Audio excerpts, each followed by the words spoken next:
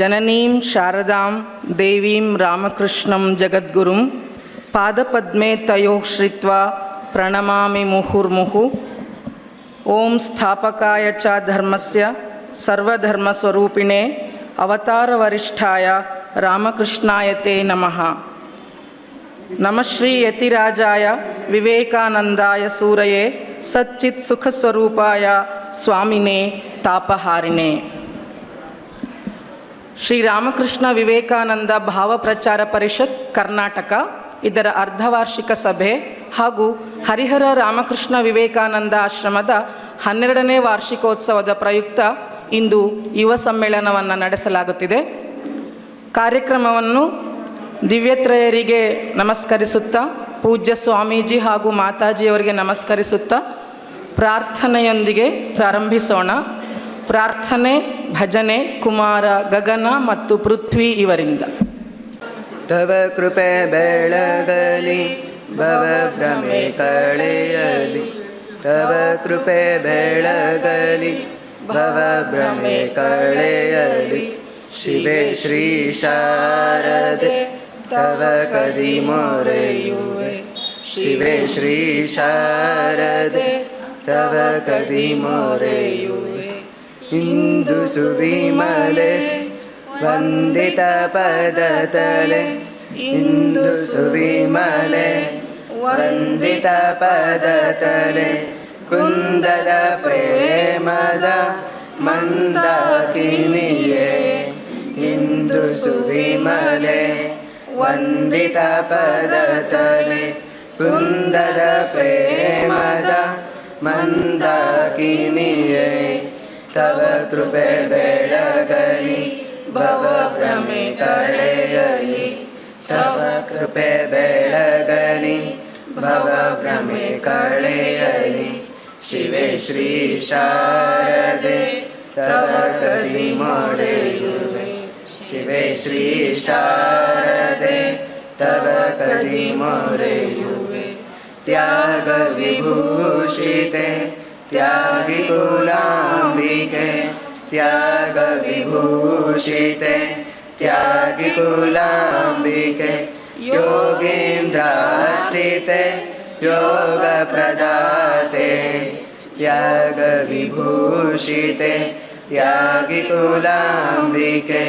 योगेन्द्रार्चिते योग प्रदाते, तव कृपे बेळगली ಭವಭ್ರಮೆ ಕಳೆಯಲಿ ತವ ಕೃಪೆ ಬೆಳಗಲಿ ಭವಭ್ರಮೆ ಕಳೆಯಲಿ ಶಿವೆ ಶ್ರೀ ಶಾರದೆ ತವ ಕದಿ ಮೊರೆಯುವೆ ಶಿವೆ ಶ್ರೀ ಶಾರದೆ ತವ ಕದಿ ಮೊರೆಯುವೆ ನಿನ್ನಡಿದವರೆ ಎನ್ನಯಾಸರೆ ನಿನ್ನಡಿದವರೆ ಎನ್ನಯಾಸರೆ ಮನ್ನಿಸುದಾಸನ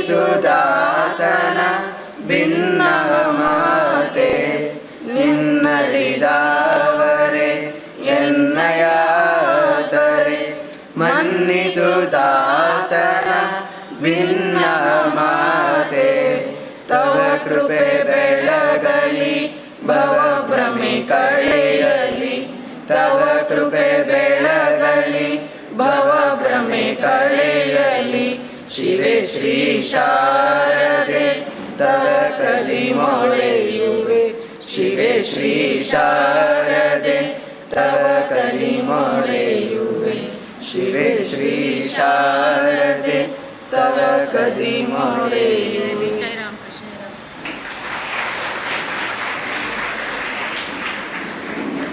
ಪ್ರಾರ್ಥನೆ ಮಾಡಿದ ಕುಮಾರ ಗಗನ ಹಾಗೂ ಪೃಥ್ವಿ ಇವರಿಗೆ ಧನ್ಯವಾದಗಳು. ಈಗ ಸ್ವಾಗತ ಮತ್ತು ಪರಿಚಯ. ಸ್ವಾಮಿ ಶಾರದೇಶಾನಂದಜಿ ಮಹಾರಾಜ್, ಅಧ್ಯಕ್ಷರು, ರಾಮಕೃಷ್ಣ ವಿವೇಕಾನಂದ ಆಶ್ರಮ, ಹರಿಹರ.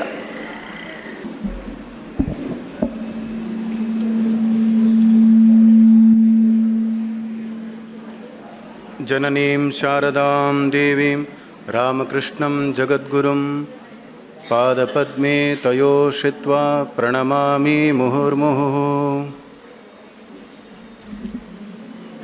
ಶ್ರೀರಾಮಕೃಷ್ಣ ಪರಮಹಂಸರಲ್ಲಿ, ತಾಯಿ ಶಾರದಾ ಮಾತೆಯಲ್ಲಿ, ಶ್ರೀಮತ್ ಸ್ವಾಮಿ ವಿವೇಕಾನಂದರಲ್ಲಿ, ಶ್ರೀ ಹರಿಹರೇಶ್ವರನಲ್ಲಿ ಇವತ್ತು ಭಾಗೀರಥಿ ಪೂಜೆ, ತುಂಗಭದ್ರೆಯ ಪೂಜೆ. ತಾಯಿ ತುಂಗಭದ್ರೆಯಲ್ಲೂ ಸಾಷ್ಟಾಂಗ ಪ್ರಣಾಮಗಳನ್ನು ಸಲ್ಲಿಸ್ತಾ, ವೇದಿಕೆ ಮೇಲಿರುವ ಎಲ್ಲ ಪೂಜ್ಯ ಸ್ವಾಮೀಜಿಯವರಲ್ಲಿ ಸಾಷ್ಟಾಂಗ ಪ್ರಣಾಮಗಳನ್ನು ಸಲ್ಲಿಸ್ತಾ, ವೇದಿಕೆ ಮುಂಭಾಗದಲ್ಲಿ ಆಸೀನರಾಗಿರುವಂತಹ ಎಲ್ಲ ಪೂಜ್ಯರಲ್ಲಿ ಶಿರಸಾಷ್ಟಾಂಗ ಪ್ರಣಾಮಗಳನ್ನು ಸಲ್ಲಿಸ್ತಾ, ಪೂಜ್ಯ ಮಾತಾಜಿಯವರಿಗೆ ಪ್ರಣಾಮಗಳು, ಎಲ್ಲ ಸಹೋದರಿಯರಿಗೆ ನಮಸ್ಕಾರಗಳು. ಶ್ರೀರಾಮಕೃಷ್ಣ ವಿವೇಕಾನಂದ ಭಾವಪ್ರಚಾರ ಪರಿಷತ್ ಕರ್ನಾಟಕ ವತಿಯಿಂದ ಇವತ್ತು ಹರಿಹರದಲ್ಲಿ ಹರಿಹರ ರಾಮಕೃಷ್ಣ ವಿವೇಕಾನಂದ ಆಶ್ರಮದ ಆಶ್ರಯದಲ್ಲಿ ಅರ್ಧವಾರ್ಷಿಕ ಸಭೆ ಮತ್ತು ಆಶ್ರಮ ಹರಿಹರದಲ್ಲಿ ಆರಂಭ ಆಗಿ 12 ವರ್ಷಗಳಾದ ಈ ಒಂದು ಆನಂದದ ಸಂಭ್ರಮದಲ್ಲಿ ನಾವು ಇಲ್ಲಿ ಬೆಳಗ್ಗೆ ಯುವ ಸಮ್ಮೇಳನ ಮತ್ತು ಸಂಜೆ 6:15ರಿಂದ 8:30ವರೆಗೂ ವಿಶೇಷ ಸತ್ಸಂಗ ಕಾರ್ಯಕ್ರಮವನ್ನು ಆಯೋಜನೆ ಮಾಡಿದ್ದೇವೆ. ಇವತ್ತಿನ ಈ ಮೊದಲನೆಯ ಕಾರ್ಯಕ್ರಮ, ಈ ಕಾರ್ಯಕ್ರಮದಲ್ಲಿ ಸ್ವಾಮಿ ವಿವೇಕಾನಂದರ ತತ್ವಗಳನ್ನು ರಕ್ತಗತ ಮಾಡಿಕೊಂಡಂತಹ ಜ್ಞಾನಿಗಳನ್ನು, ನಮ್ಮ ಇಡೀ ಲೋಕದ ಮಾರ್ಗದರ್ಶಕ ಮಹಾತ್ಮರನ್ನು ಸ್ವಾಗತಿಸುವ ಪುಣ್ಯದ ಸೌಭಾಗ್ಯ ನನ್ನ ಪಾಲಿಗೆ ಒದಗಿರುವುದು. ಮತ್ತು ನಮ್ಮ ಎಲ್ಲ ಭಕ್ತರ ಪರವಾಗಿ, ನಮ್ಮ ಎಲ್ಲ ಸ್ವಯಂ ಸೇವಕರ ಪರವಾಗಿ ನಾನು ಆ ಪೂಜ್ಯರನ್ನು, ನಿಮ್ಮೆಲ್ಲರನ್ನ ಸ್ವಾಗತಿಸಲಿಕ್ಕೆ ಇಷ್ಟಪಡ್ತೇನೆ. ಮೊದಲಿಗೆ ಒಂದೆರಡು ವಿಷಯಗಳನ್ನು ಹಂಚಿಕೊಳ್ಳಿಕ್ಕೆ ಇಷ್ಟಪಡ್ತೇನೆ. ಹರಿಹರದಲ್ಲಿ ಆಶ್ರಮ ಆರಂಭ ಆಗಿ 12 ವರ್ಷಗಳಾಯಿತು. ಒಂದು ಬಾಡಿಗೆ ಮನೆಯಲ್ಲಿ ಅದು ಆರಂಭ ಆಗಿ ಅನೇಕ ಕಾರ್ಯಗಳನ್ನು ಮಾಡುವ ಪ್ರಯತ್ನ ಮಾಡ್ತಿದೆ. ಅದಕ್ಕೆ ಅನೇಕ ಪೂಜ್ಯ ಸ್ವಾಮೀಜಿಯವರುಗಳ ಆಶೀರ್ವಾದ, ಅವರ ಪ್ರಾರ್ಥನೆ, ಈ ಪ್ರಾರ್ಥನೆಯ ಆಶೀರ್ವಾದದ ಫಲದಿಂದ ಅದು ಕಿಂಚಿತ್ ಸೇವೆ ಮಾಡಲಿಕ್ಕೆ ಸಾಧ್ಯವಾಗಿದೆ. ಅವರ ಪ್ರಾರ್ಥನೆಯನ್ನು, ಅವರ ಆಶೀರ್ವಾದವನ್ನು ಅನುಭವಿಸ್ತಾ ಇರುವಂಥ ಭಕ್ತರ ಸಹಕಾರ ಅದು ಹಿಮಾಲಯ ಮುಟ್ಟಿದೆ ಅಂತ ಪ್ರೀತಿಯಿಂದ ಪ್ರಾಮಾಣಿಕವಾಗಿ ಹೇಳಲಿಕ್ಕೆ ಇಷ್ಟಪಡ್ತೇನೆ. ಈ ಎಲ್ಲ ಕಾರ್ಯಕ್ರಮ ಇಷ್ಟು ಸುಂದರವಾಗಿ ಏನಾದರೂ ಕಾಣಿಸ್ತಾ ಇದ್ದರೆ ಅದಕ್ಕೆ ಇಲ್ಲಿಯ ಒಂದು 40 ಜನ ಭಕ್ತರು ಮತ್ತು ಒಂದು 10 ಜನ ವಾಲಂಟಿಯರ್ಸ್, ಇವರೆಲ್ಲರೂ ಕೂಡ ತಮ್ಮ ಹೃತ್ಪೂರ್ವಕವಾದಂತಹ ತನು ಮನ ಧನ ಸಹಾಯದೊಂದಿಗೆ ಇದನ್ನು ಕಾರ್ಯಕ್ರಮ ಆಯೋಜನೆ ಮಾಡಿದ್ದಾರೆ. ಅವರಿಗೆ ಮೊದಲು ನಮಸ್ಕಾರಗಳನ್ನು ನಾವು ಸಲ್ಲಿಸಿ ಪೂಜ್ಯರಲ್ಲಿ ವಿನಂತಿ ಮಾಡ್ಕೊಳ್ತೀನಿ, ಅವರಿಗೆಲ್ಲರಿಗೂ ವಿಶೇಷವಾದಂಥ ಪ್ರಾರ್ಥನೆ ಆಶೀರ್ವಾದಗಳನ್ನು ಮಾಡಬೇಕು ಅಂತ.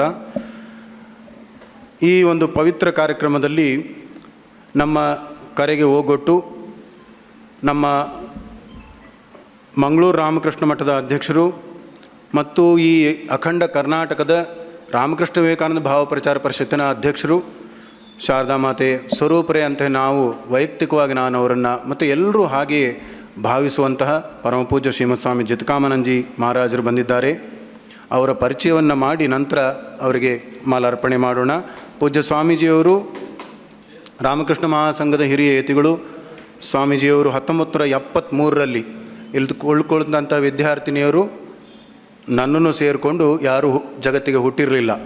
73ರಲ್ಲಿ ಪೂಜ್ಯ ಸ್ವಾಮೀಜಿಯವರು ಸನ್ಯಾಸಿ ಜೀವನವನ್ನು ಆಯ್ಕೆ ಮಾಡಿದರು. ಅಷ್ಟು ಹಿರಿಯ ಯತಿಗಳು ಈ ವೇದಿಕೆಯಲ್ಲಿರೋದು ಸೌಭಾಗ್ಯ, ಒಂದು ಅದ್ಭುತವಾದಂಥ ಆಶೀರ್ವಾದ.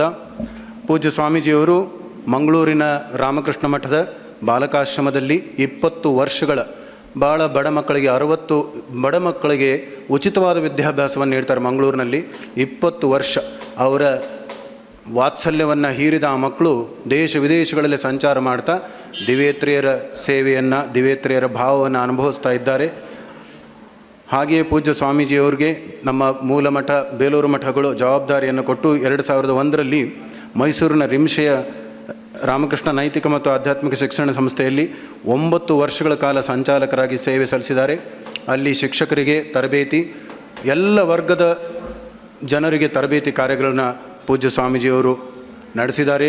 ಪೂಜ್ಯ ಸ್ವಾಮೀಜಿಯವರ ಪ್ರಭಾವ ಅದೆಷ್ಟಿದೆ ಅಂದರೆ, ನಾವು ಹಳ್ಳಿಗಳಿಗೆ ಶಾಲೆಗಳಿಗೆ ಹೋದಾಗ ಅಲ್ಲಿ ರಿಮ್ಸೆಗೆ ಹೋಗಿದ್ವಿ, ಅಲ್ಲಿ ಒಂದು ಕಾರ್ಯಕ್ರಮ ಮಾಡಿದ್ದೀವಿ ಅಂತ ಒಬ್ಬರಾದರೂ ಪ್ರಾಮಾಣಿಕವಾಗಿ ಅವರು ತಮ್ಮ ಹೃದಯವನ್ನು, ಭಾವನೆಗಳನ್ನು, ರಿಮ್ಸೆಯನ್ನು ನೆನಪಿಸ್ಕೊಳ್ತಾರೆ.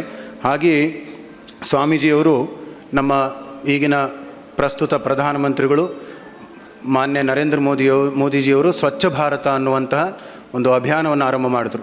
ಮಂಗಳೂರು ರಾಮಕೃಷ್ಣ ಮಠದಲ್ಲಿ ಮಂಗಳೂರು ಸ್ವಚ್ಛ ಮಂಗಳೂರು ಅಂತ ಕಾರ್ಯಕ್ರಮ ಮಾಡಿದ್ರು. ಕಳೆದ 6-7 ವರ್ಷಗಳಿಂದ 8 ವರ್ಷಗಳಿಂದ ನಿರಂತರವಾಗಿ ಸ್ವಚ್ಛ ಮಂಗಳೂರು ಕಾರ್ಯಕ್ರಮ ಮಾಡ್ತಿದ್ದಾರೆ. ಬಹುಶಃ ನನಗೆ ಅಷ್ಟು ಸ್ಪಷ್ಟವಾಗಿ ಗೊತ್ತಿಲ್ಲ, ಆದರೆ ಭಾರತದಲ್ಲಿ ಎಂದೋರನ್ನು ಬಿಟ್ಟರೆ ಬಹುಶಃ ಸ್ವಚ್ಛ ನಗರ ಮಂಗಳೂರು ಅಂತ ಅನಿಸುತ್ತೆ. ಆ ಕೀರ್ತಿ ನಮ್ಮ ಪೂಜ್ಯ ಸ್ವಾಮಿ ಮಂಗಳೂರು ಸ್ವಾಮಿ ಜಿತಕಾಮಾನಂದ ಸ್ವಾಮೀಜಿಗೆ ಸಲ್ತದೆ. ಇವರ ಈ ಒಂದು ನಿರಂತರವಾದ ಸೇವೆಯನ್ನು ಗುರುತಿಸಿ ನಮ್ಮ ರಾಮಕೃಷ್ಣ ಮಠ ಮಂಗಳೂರಿಗೆ 2021 ಕನ್ನಡ ರಾಜ್ಯೋತ್ಸವದಂದು ಕರ್ನಾಟಕ ಸರ್ಕಾರ ಮಂಗಳೂರು ರಾಮಕೃಷ್ಣ ಮಠಕ್ಕೆ ಅಮೃತ ಮಹೋತ್ಸವ ರಾಜ್ಯ ಪ್ರಶಸ್ತಿಯನ್ನು ನೀಡಿ ಪೂಜ್ಯರಿಗೆ ಗೌರವಿಸಿದೆ. ರಾಮಕೃಷ್ಣ ಮಠ ಮಂಗಳೂರಿಗೆ ಗೌರವಿಸಿದೆ ಅಂತ ಪೂಜ್ಯರಿದ್ದಾರೆ. ಪೂಜ್ಯ ಸ್ವಾಮೀಜಿಯವರಿಗೆ ನಮ್ಮ ಆಶ್ರಮದ ಭಕ್ತರಾದಂಥ ಮಾನ್ಯ ಮಲ್ಲಿಕಾರ್ಜುನ ಅಂಗಡಿಯವರು ಮಾಲಾರ್ಪಣೆ ಮಾಡಿ ಸ್ವಾಗತಿಸಬೇಕು ಅಂತ, ಅವರಿಗೆ ಮಾಲಾರ್ಪಣೆ ಮಾಡಿ ಆಶೀರ್ವಾದ ಪಡ್ಕೊಳ್ಬೇಕು ಅಂತ ಕೇಳ್ಕೊಳ್ತೇನೆ.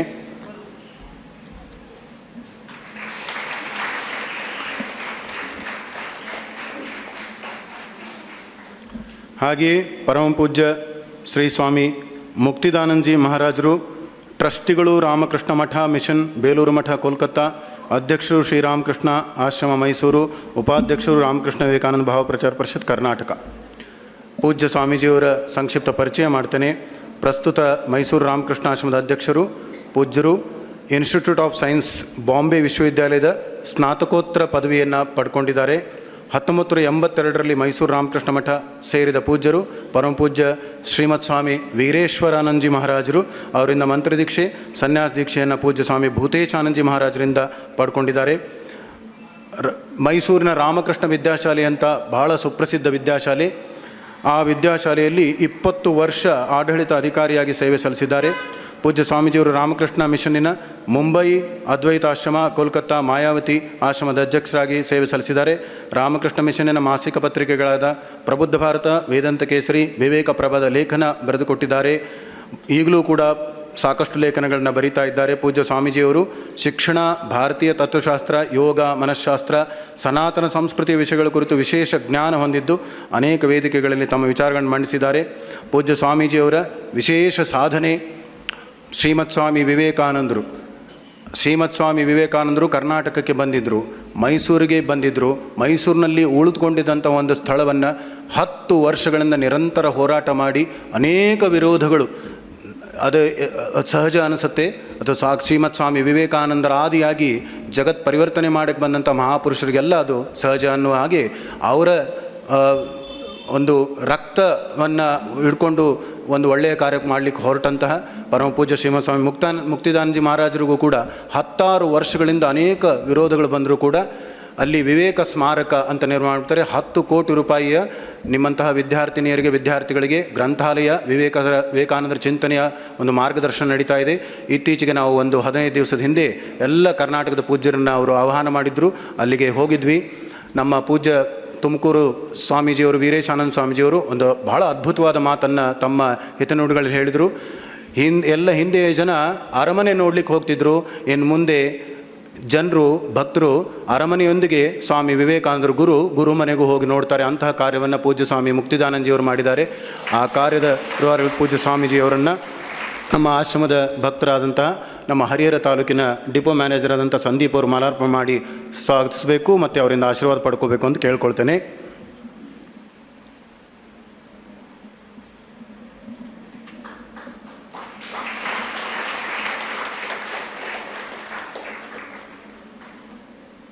ಪರಮ ಪೂಜ್ಯ ಶ್ರೀಮತ್ ಸ್ವಾಮಿ ಹೃದಯಾನಂದಜಿ ಮಹಾರಾಜರು ಅಧ್ಯಕ್ಷರು ರಾಮಕೃಷ್ಣ ಮಠ ವಿಜಯವಾಡ ಹಾಗೂ ಮುಖ್ಯವಾಗಿ ಪ್ರತಿನಿಧಿಗಳಾಗಿ ರಾಮಕೃಷ್ಣ ವಿವೇಕಾನಂದ ಭಾವಪ್ರಚಾರ ಪರಿಷತ್ ಬೇಲೂರು ಮಠ ಕೋಲ್ಕತ್ತಾದಿಂದ ಪ್ರತಿನಿಧಿಗಳಾಗಿ ಮೂಲ ಮಠದಿಂದ ಬಂದಿದ್ದಾರೆ. ಪರಮ ಪೂಜ್ಯ ಸ್ವಾಮೀಜಿಯವರ ಸಂಕ್ಷಿಪ್ತ ಪರಿಚಯ. ಪೂಜ್ಯ ಸ್ವಾಮೀಜಿಯವರು ತಮ್ಮ ಕಾಲೇಜು ವಿದ್ಯಾಭ್ಯಾಸದ ನಂತರ 24ನೇ ವಯಸ್ಸಿನಲ್ಲಿ 1979ರಲ್ಲಿ ರಾಮಕೃಷ್ಣ ಆಶ್ರಮ ಸೇರಿ ತಮ್ಮ ಬ್ರಹ್ಮಚರ್ಯ ಜೀವನವನ್ನು ಆರಂಭಿಸಿದರು. ಪರಮ ಪೂಜ್ಯ ಶ್ರೀಮತ್ ಸ್ವಾಮಿ ವೀರೇಶ್ವರಾನಂದಜಿ ಮಹಾರಾಜರಿಂದ ಮಂತ್ರ ದೀಕ್ಷೆ ಪಡ್ಕೊಂಡಿದ್ದಾರೆ. ಪೂಜ್ಯ ಸ್ವಾಮಿ ವೀರೇಶ್ವರಾನಂದ ಸ್ವಾಮೀಜಿಯವರೇ ಈ ರಾಮಕೃಷ್ಣ ವಿವೇಕಾನಂದ ಭಾವಪ್ರಚಾರ ಪರಿಷತ್ ಇದನ್ನು ಆರಂಭ ಮಾಡಿದ್ದು. ಅವರ ಶಿಷ್ಯರುಗಳ ನೇತೃತ್ವದಲ್ಲಿ ಇದು ಕಾರ್ಯಕ್ರಮ ನಡೀತಿರೋದು ನಿಜಕ್ಕೂ ಶಾರದಾ ಮಾತೆಯ ಕೃಪೆ. ಅಂತಹ ಪೂಜ್ಯ ಸ್ವಾಮೀಜಿಯವರು ಇಲ್ಲಿ ಆಗಮಿಸಿದ್ದಾರೆ. ಪೂಜ್ಯ ಸ್ವಾಮೀಜಿಯವರು ಶಿಲಾಂಗ್ ಮೇಘಾಲಯದಲ್ಲಿ, ಅರುಣಾಚಲ ಪ್ರದೇಶದಲ್ಲಿ, ಉತ್ತರಾಖಂಡದಲ್ಲಿ, ಬೆಂಗಳೂರು ರಾಮಕೃಷ್ಣ ಮಠದಲ್ಲಿ, ಬೇಲೂರು ಮಠದಲ್ಲಿ, ಜೈಪುರ ರಾಮಕೃಷ್ಣಾಶ್ರಮದ ಕಾರ್ಯದರ್ಶಿಗಳಾಗಿದ್ದಾಗ ಸುಮಾರು ಒಂದು 500 ಜನ ಸನ್ಯಾಸಿಗಳು, ಒಂದು 5,000 ಜನ ಭಕ್ತರು, ನಾನು ಕೂಡ ಅಲ್ಲಿ ಭಾಗವಹಿಸಲಿಕ್ಕೆ ನನಗೆ ಪೂಜ್ಯ ಸ್ವಾಮಿ ಹೃದಯಾನಂದಜಿಯವರ ಆಶೀರ್ವಾದದಿಂದ ಪ್ರಾಪ್ತಿಯಾಗಿತ್ತು. ಆ ಕಾರ್ಯಕ್ರಮದಲ್ಲಿ ನಾವು ಭಾಗವಹಿಸಿದ್ವಿ. ಅದ್ಭುತವಾದಂಥ ಸೇವೆಯನ್ನು ಸಲ್ಲಿಸಿದ ಪೂಜ್ಯರು ಆ ಬೇಲೂರು ಮಠದ ಮಾರ್ಗದರ್ಶನದಲ್ಲಿ ಗೋವಾ ರಾಮಕೃಷ್ಣ ಮಠದ ಮುಖ್ಯಸ್ಥರಾಗಿ ಸೇವೆ ಸಲ್ಲಿಸಿ ರಾಮಕೃಷ್ಣ ಮಠ ಮಿಷನ್ನಿನ ಈಗಿನ ರಾಮಕೃಷ್ಣ ಮಠದ ವಿಜಯವಾಡ ರಾಮಕೃಷ್ಣ ಮಠದ ಅಧ್ಯಕ್ಷರಾಗಿ ಸೇವೆ ಸಲ್ಲಿಸ್ತಿದ್ದಾರೆ. ಅವರಿಗೆ ಜೋರಾಗಿ ಚಪ್ಪಾಳೆ ತಟ್ಟಿ ಸಾಷ್ಟಾಂಗ ಪ್ರಣಾಮಪೂರ್ವಕವಾಗಿ ಸ್ವಾಗತಿಸಬೇಕಂತ ಕೇಳ್ತೇನೆ. ನಮ್ಮ ಮಾಸೂರಿನ ಅರುಣ್ ಕುಮಾರ್ ಅವರು ಮಾಸೂರಿನ ಅರುಣ್ ಕುಮಾರ್ ಅವರು ಮಾಲಾರ್ಪಣೆ ಮಾಡಿ ಆಶೀರ್ವಾದ ತಗೋಬೇಕು ಅಂತ ಕೇಳ್ಕೊಳ್ತೇನೆ.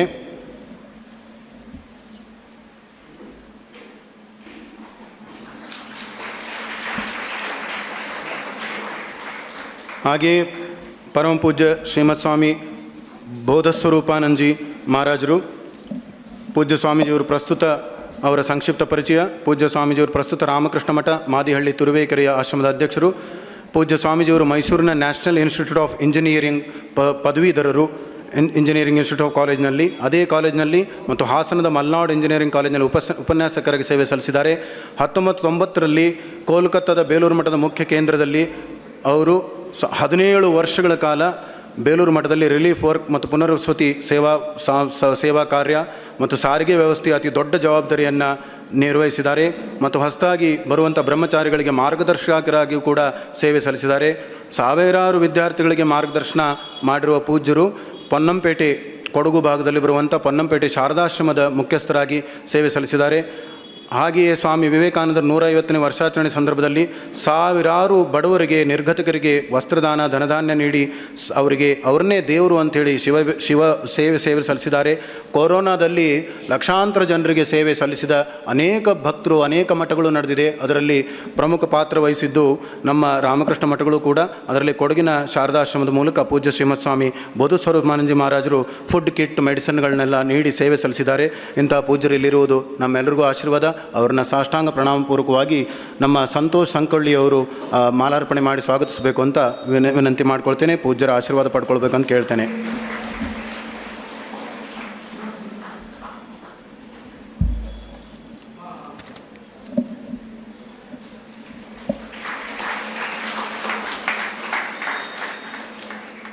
ಇನ್ನು ನಾವೆಲ್ಲರೂ ಸಂತೋಷ ಮತ್ತು ಬಹಳ ಹೆಮ್ಮೆ ಪಡುವಂತಹ ಈ ಎಲ್ಲ ಪೂಜ್ಯರಲ್ಲಿ ನನಗೆ ವೈಯಕ್ತಿಕವಾಗಿ ಅತ್ಯಂತ ಪ್ರೀತಿ ಆಶೀರ್ವಾದವನ್ನು ನೀಡಿ ಏನೋ ಕಿಂಚಿತ್ ಕಾರ್ಯಗಳನ್ನು ಮಾಡ್ತಾ ಇದ್ದಾರೆ. ಅದಕ್ಕೆ ಮೂಲ ಕಾರಣೀಭೂತರು ಈ ಮುಂದಿನ ಪೂಜ್ಯ ಸ್ವಾಮೀಜಿಯವರು, ಪೂಜ್ಯ ಶ್ರೀಮತ್ ಸ್ವಾಮಿ ನಿರ್ಭಯಾನಂದ ಸರಸ್ವತಿಯವರು, ಅಧ್ಯಕ್ಷರು ಶ್ರೀರಾಮಕೃಷ್ಣ ವಿವೇಕಾನಂದ ಆಶ್ರಮ ಗದಗ ವಿಜಯಪುರ. ಪೂಜ್ಯ ಸ್ವಾಮೀಜಿಯವರು 1993ರಲ್ಲಿ ಹಿಮಾಲಯದಲ್ಲಿ ಸನ್ಯಾಸ ಸ್ವೀಕರಿಸಿದರು. ಪರಮ ಪೂಜ್ಯ ಶ್ರೀಮತ್ ಸ್ವಾಮಿ ಪುರುಷೋತ್ತಮಾನಂದಜಿ ಮಹಾರಾಜರ ಮಾರ್ಗದರ್ಶನದಲ್ಲಿ ತಾವು ಬ್ಯಾಂಕ್ನಲ್ಲಿ ಉದ್ಯೋಗ ಮಾಡ್ತಿದ್ದುದನ್ನು ಪಕ್ಕಕ್ಕೆ ಇಟ್ಟು ಅದಕ್ಕೆ ರಾಜೀನಾಮೆ ಕೊಟ್ಟು ಪೂಜ್ಯ ಸ್ವಾಮೀಜಿಯವರು ಹೇಳಿದ್ರು ಅಂತ ಸನ್ಯಾಸವನ್ನು ಸ್ವೀಕರಿಸಿ 1989ರಲ್ಲಿ ಬಿಜಾಪುರ ಜಿಲ್ಲೆಯ ಮನಗೂಳಿಯಲ್ಲಿ ಬಡ ಮಕ್ಕಳಿಗೋಸ್ಕರ ಒಂದು ಶಾಲೆಯನ್ನು ಆರಂಭ ಮಾಡಿ ಇಲ್ಲಿವರೆಗೂ ಕೂಡ ಅದು ಬಹಳ ಉತ್ಕೃಷ್ಟವಾಗಿ ಉನ್ನತ ಮಟ್ಟದಲ್ಲಿ ಕಾರ್ಯವನ್ನು ನಿರ್ವಹಿಸ್ತಾ ಇದೆ. ಕಾರ್ಗಿಲ್ನಲ್ಲಿ ನಿರ್ಗತಿಕರಾದಂತಹ ತಂದೆ ತಾಯಿಗಳನ್ನು ಕಳ್ಕೊಂಡಂಥ ಮಕ್ಕಳಿಗೂ ಕೂಡ ಸ್ವಾಮೀಜಿಯವರು ಉಚಿತವಾಗಿ ವಿದ್ಯಾಭ್ಯಾಸವನ್ನು ನೀಡ್ತಿದ್ದಾರೆ.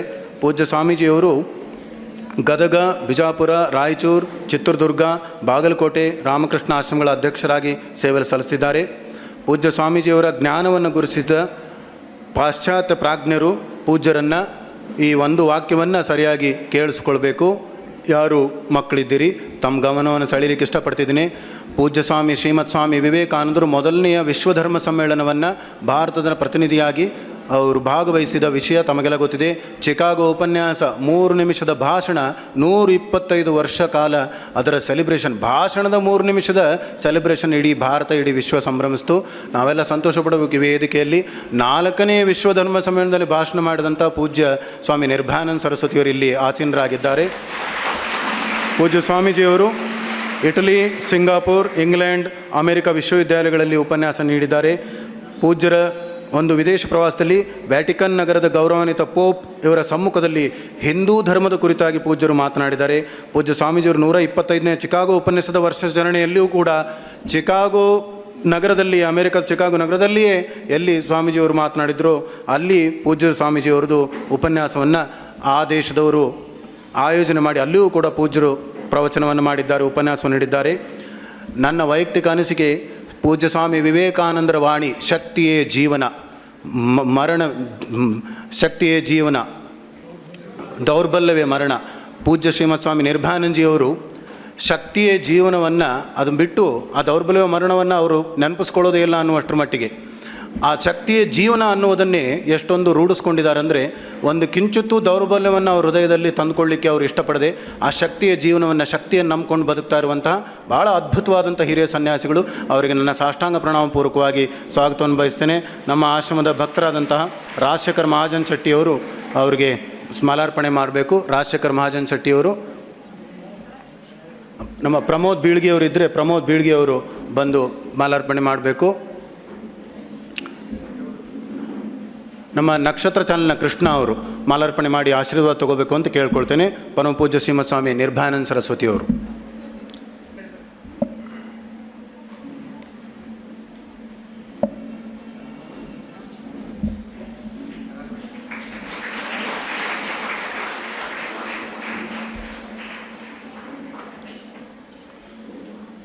ಪರಮ ಪೂಜ್ಯ ಶ್ರೀ ಸ್ವಾಮಿ ವೀರೇಶಾನಂದ ಸರಸ್ವತಿ ಸ್ವಾಮೀಜಿಯವರು.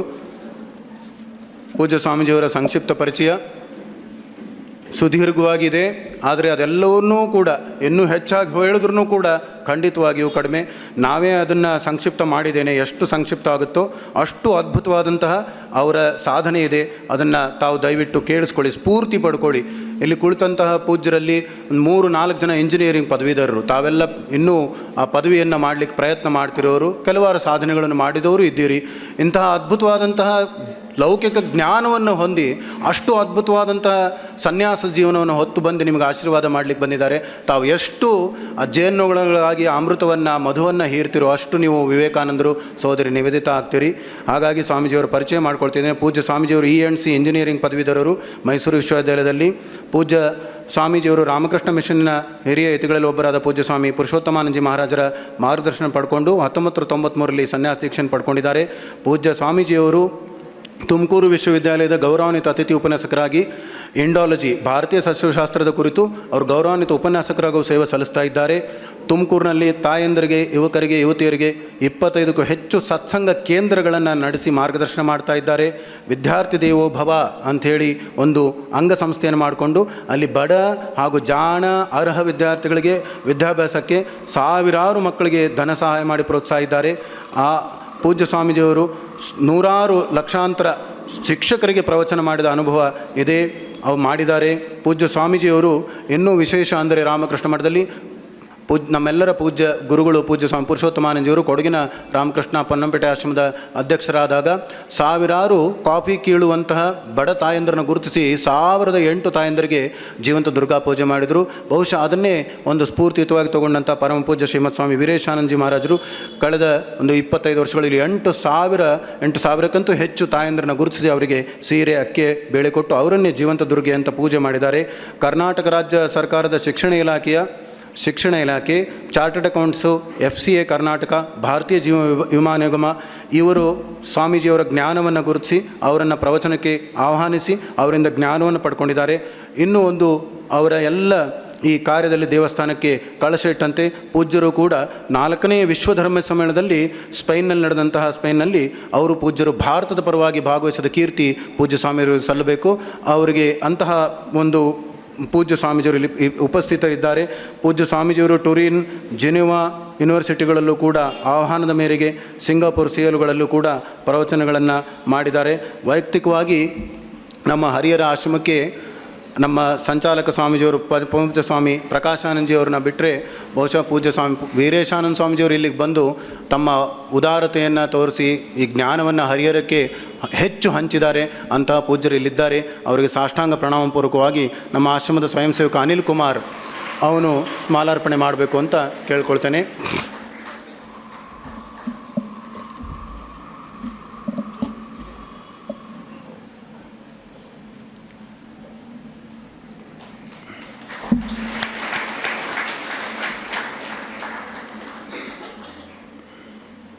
ಹಾಗೆಯೇ ಈ ಕಾರ್ಯಕ್ರಮದಲ್ಲಿ ಇನ್ನೋರ್ವ ಅತಿಥಿಗಳಿದ್ದಾರೆ. ಪರಮ ಪೂಜ್ಯ ಶ್ರೀಮತ್ ಸ್ವಾಮಿ ಪ್ರಕಾಶಾನಂದಜಿ ಮಹಾರಾಜರು, ಅಧ್ಯಕ್ಷರು ರಾಮಕೃಷ್ಣ ವಿವೇಕಾನಂದ ಆಶ್ರಮ ರಾಣೆಬೆನ್ನೂರು, ಸಂಚಾಲಕರು ರಾಮಕೃಷ್ಣ ವಿವೇಕಾನಂದ ಭಾವ ಪ್ರಚಾರ ಪರಿಷತ್ ಕರ್ನಾಟಕ. ಪೂಜ್ಯರ ಸಂಕ್ಷಿಪ್ತ ಪರಿಚಯ. ಪೂಜ್ಯ ಸ್ವಾಮೀಜಿಯವರು ತಮ್ಮ ಪದವಿ ಅಭ್ಯಾಸವನ್ನು ಮುಗಿಸಿ 1996ರಲ್ಲಿ ಪರಮ ಪೂಜ್ಯ ಶ್ರೀಮತ್ ಸ್ವಾಮಿ ಪುರುಷೋತ್ತಮಾನಂದಜಿ ಮಹಾರಾಜರ ಮಾರ್ಗದರ್ಶನದಲ್ಲಿ ಪೊನ್ನಂಪೇಟೆ ರಾಮಕೃಷ್ಣ ಆಶ್ರಮದಲ್ಲಿ ಆಧ್ಯಾತ್ಮಿಕ ಶಿಕ್ಷಣವನ್ನು ಪಡ್ಕೊಂಡು 2000ರಲ್ಲಿ ಹರಿದ್ವಾರದಲ್ಲಿ ಸನ್ಯಾಸ ದೀಕ್ಷೆಯನ್ನು ಪಡೆದುಕೊಂಡು ಗುಲ್ಬರ್ಗಾ, ಗದಗ್ ರಾಮಕೃಷ್ಣ ಆಶ್ರಮಗಳಲ್ಲಿ 14 ವರ್ಷ ಸೇವೆ ಸಲ್ಲಿಸಿ ನಂತರ ಪ್ರಸ್ತುತ ರಾಣೆಬೆನ್ನೂರು ರಾಮಕೃಷ್ಣ ಆಶ್ರಮದ ಅಧ್ಯಕ್ಷರಾಗಿ ಸೇವೆ ಸಲ್ಲಿಸ್ತಾ ಇದ್ದಾರೆ. ಪೂಜ್ಯರು ರಾಜ್ಯ ಮಟ್ಟದ ದಿನಪತ್ರಿಕೆಗಳಲ್ಲಿ ಲೇಖನಗಳನ್ನು ಬರೀತಾ ಇದ್ದಾರೆ. ಹಾವೇರಿ ಜಿಲ್ಲೆಯಾದ್ಯಂತ ಸಾವಿರಾರು ವಿದ್ಯಾರ್ಥಿಗಳಿಗೆ, ಯುವಕರಿಗೆ, ಭಕ್ತರಿಗೆ ನೂರಾರು ಕಾರ್ಯಕ್ರಮಗಳನ್ನು ಮಾಡಿದ್ದಾರೆ. ಪೂಜ್ಯರ ಸಮಾಧಾನ ಮತ್ತು ಸರಳತೆಯನ್ನು, ಆಡಳಿತಾತ್ಮಕ ಸದ್ಗುಣಗಳನ್ನು ಗುರುತಿಸಿ ನಮ್ಮ ಕರ್ನಾಟಕ ರಾಮಕೃಷ್ಣ ವಿವೇಕಾನಂದ ಭಾವ ಪ್ರಚಾರ ಪರಿಷತ್ ಹಿರಿಯ ಯತಿಗಳು ಪೂಜ್ಯ ಶ್ರೀಮತ್ ಸ್ವಾಮಿ ಪ್ರಕಾಶಾನಂದಜಿ ಮಹಾರಾಜರನ್ನು ಕರ್ನಾಟಕ ರಾಮಕೃಷ್ಣ ವಿವೇಕಾನಂದ ಆಶ್ರಮದ ಸಂಚಾಲಕರನ್ನಾಗಿ ಅವರು ನೇಮಿಸಿ ಅವರು ಅದನ್ನು ತೋಗಿಸ್ತಿದ್ದಾರೆ. ಇಂತಹ ಪೂಜ್ಯ ಸ್ವಾಮೀಜಿಯವರು ಈ ಹರಿಹರ ಆಶ್ರಮವನ್ನು ಉದ್ಘಾಟನೆ ಮಾಡಿದ್ದು ಕೂಡ ಅವರೇ. ಅವರು ಈ ಸಂದರ್ಭದಲ್ಲಿ ಇಲ್ಲಿ ಉಪಸ್ಥಿತಿರುವುದು ನನಗೆ ನಿಜಕ್ಕೂ ಮಹದಾನಂದ ಆಗಿದೆ. ಅವರಿಗೆ ಸಾಷ್ಟಾಂಗ ಪ್ರಣಾಮಪೂರ್ವಕವಾಗಿ ನಮ್ಮ ಭಕ್ತರು ರಾಜಶೇಖರ್ ಮಹಾಜನ್ ಶೆಟ್ಟಿ, ಜಕಣಾಚಾರ್ಯವರು ಮಾಲಾರ್ಪಣೆ ಮಾಡಿ ಸ್ವಾಮೀಜಿಯವರಿಗೆ ಸ್ವಾಗತ ಮಾಡಿ ಆಶೀರ್ವಾದ ಪಡ್ಕೋಬೇಕು ಅಂತ ಕೇಳ್ಕೊಳ್ತೇನೆ.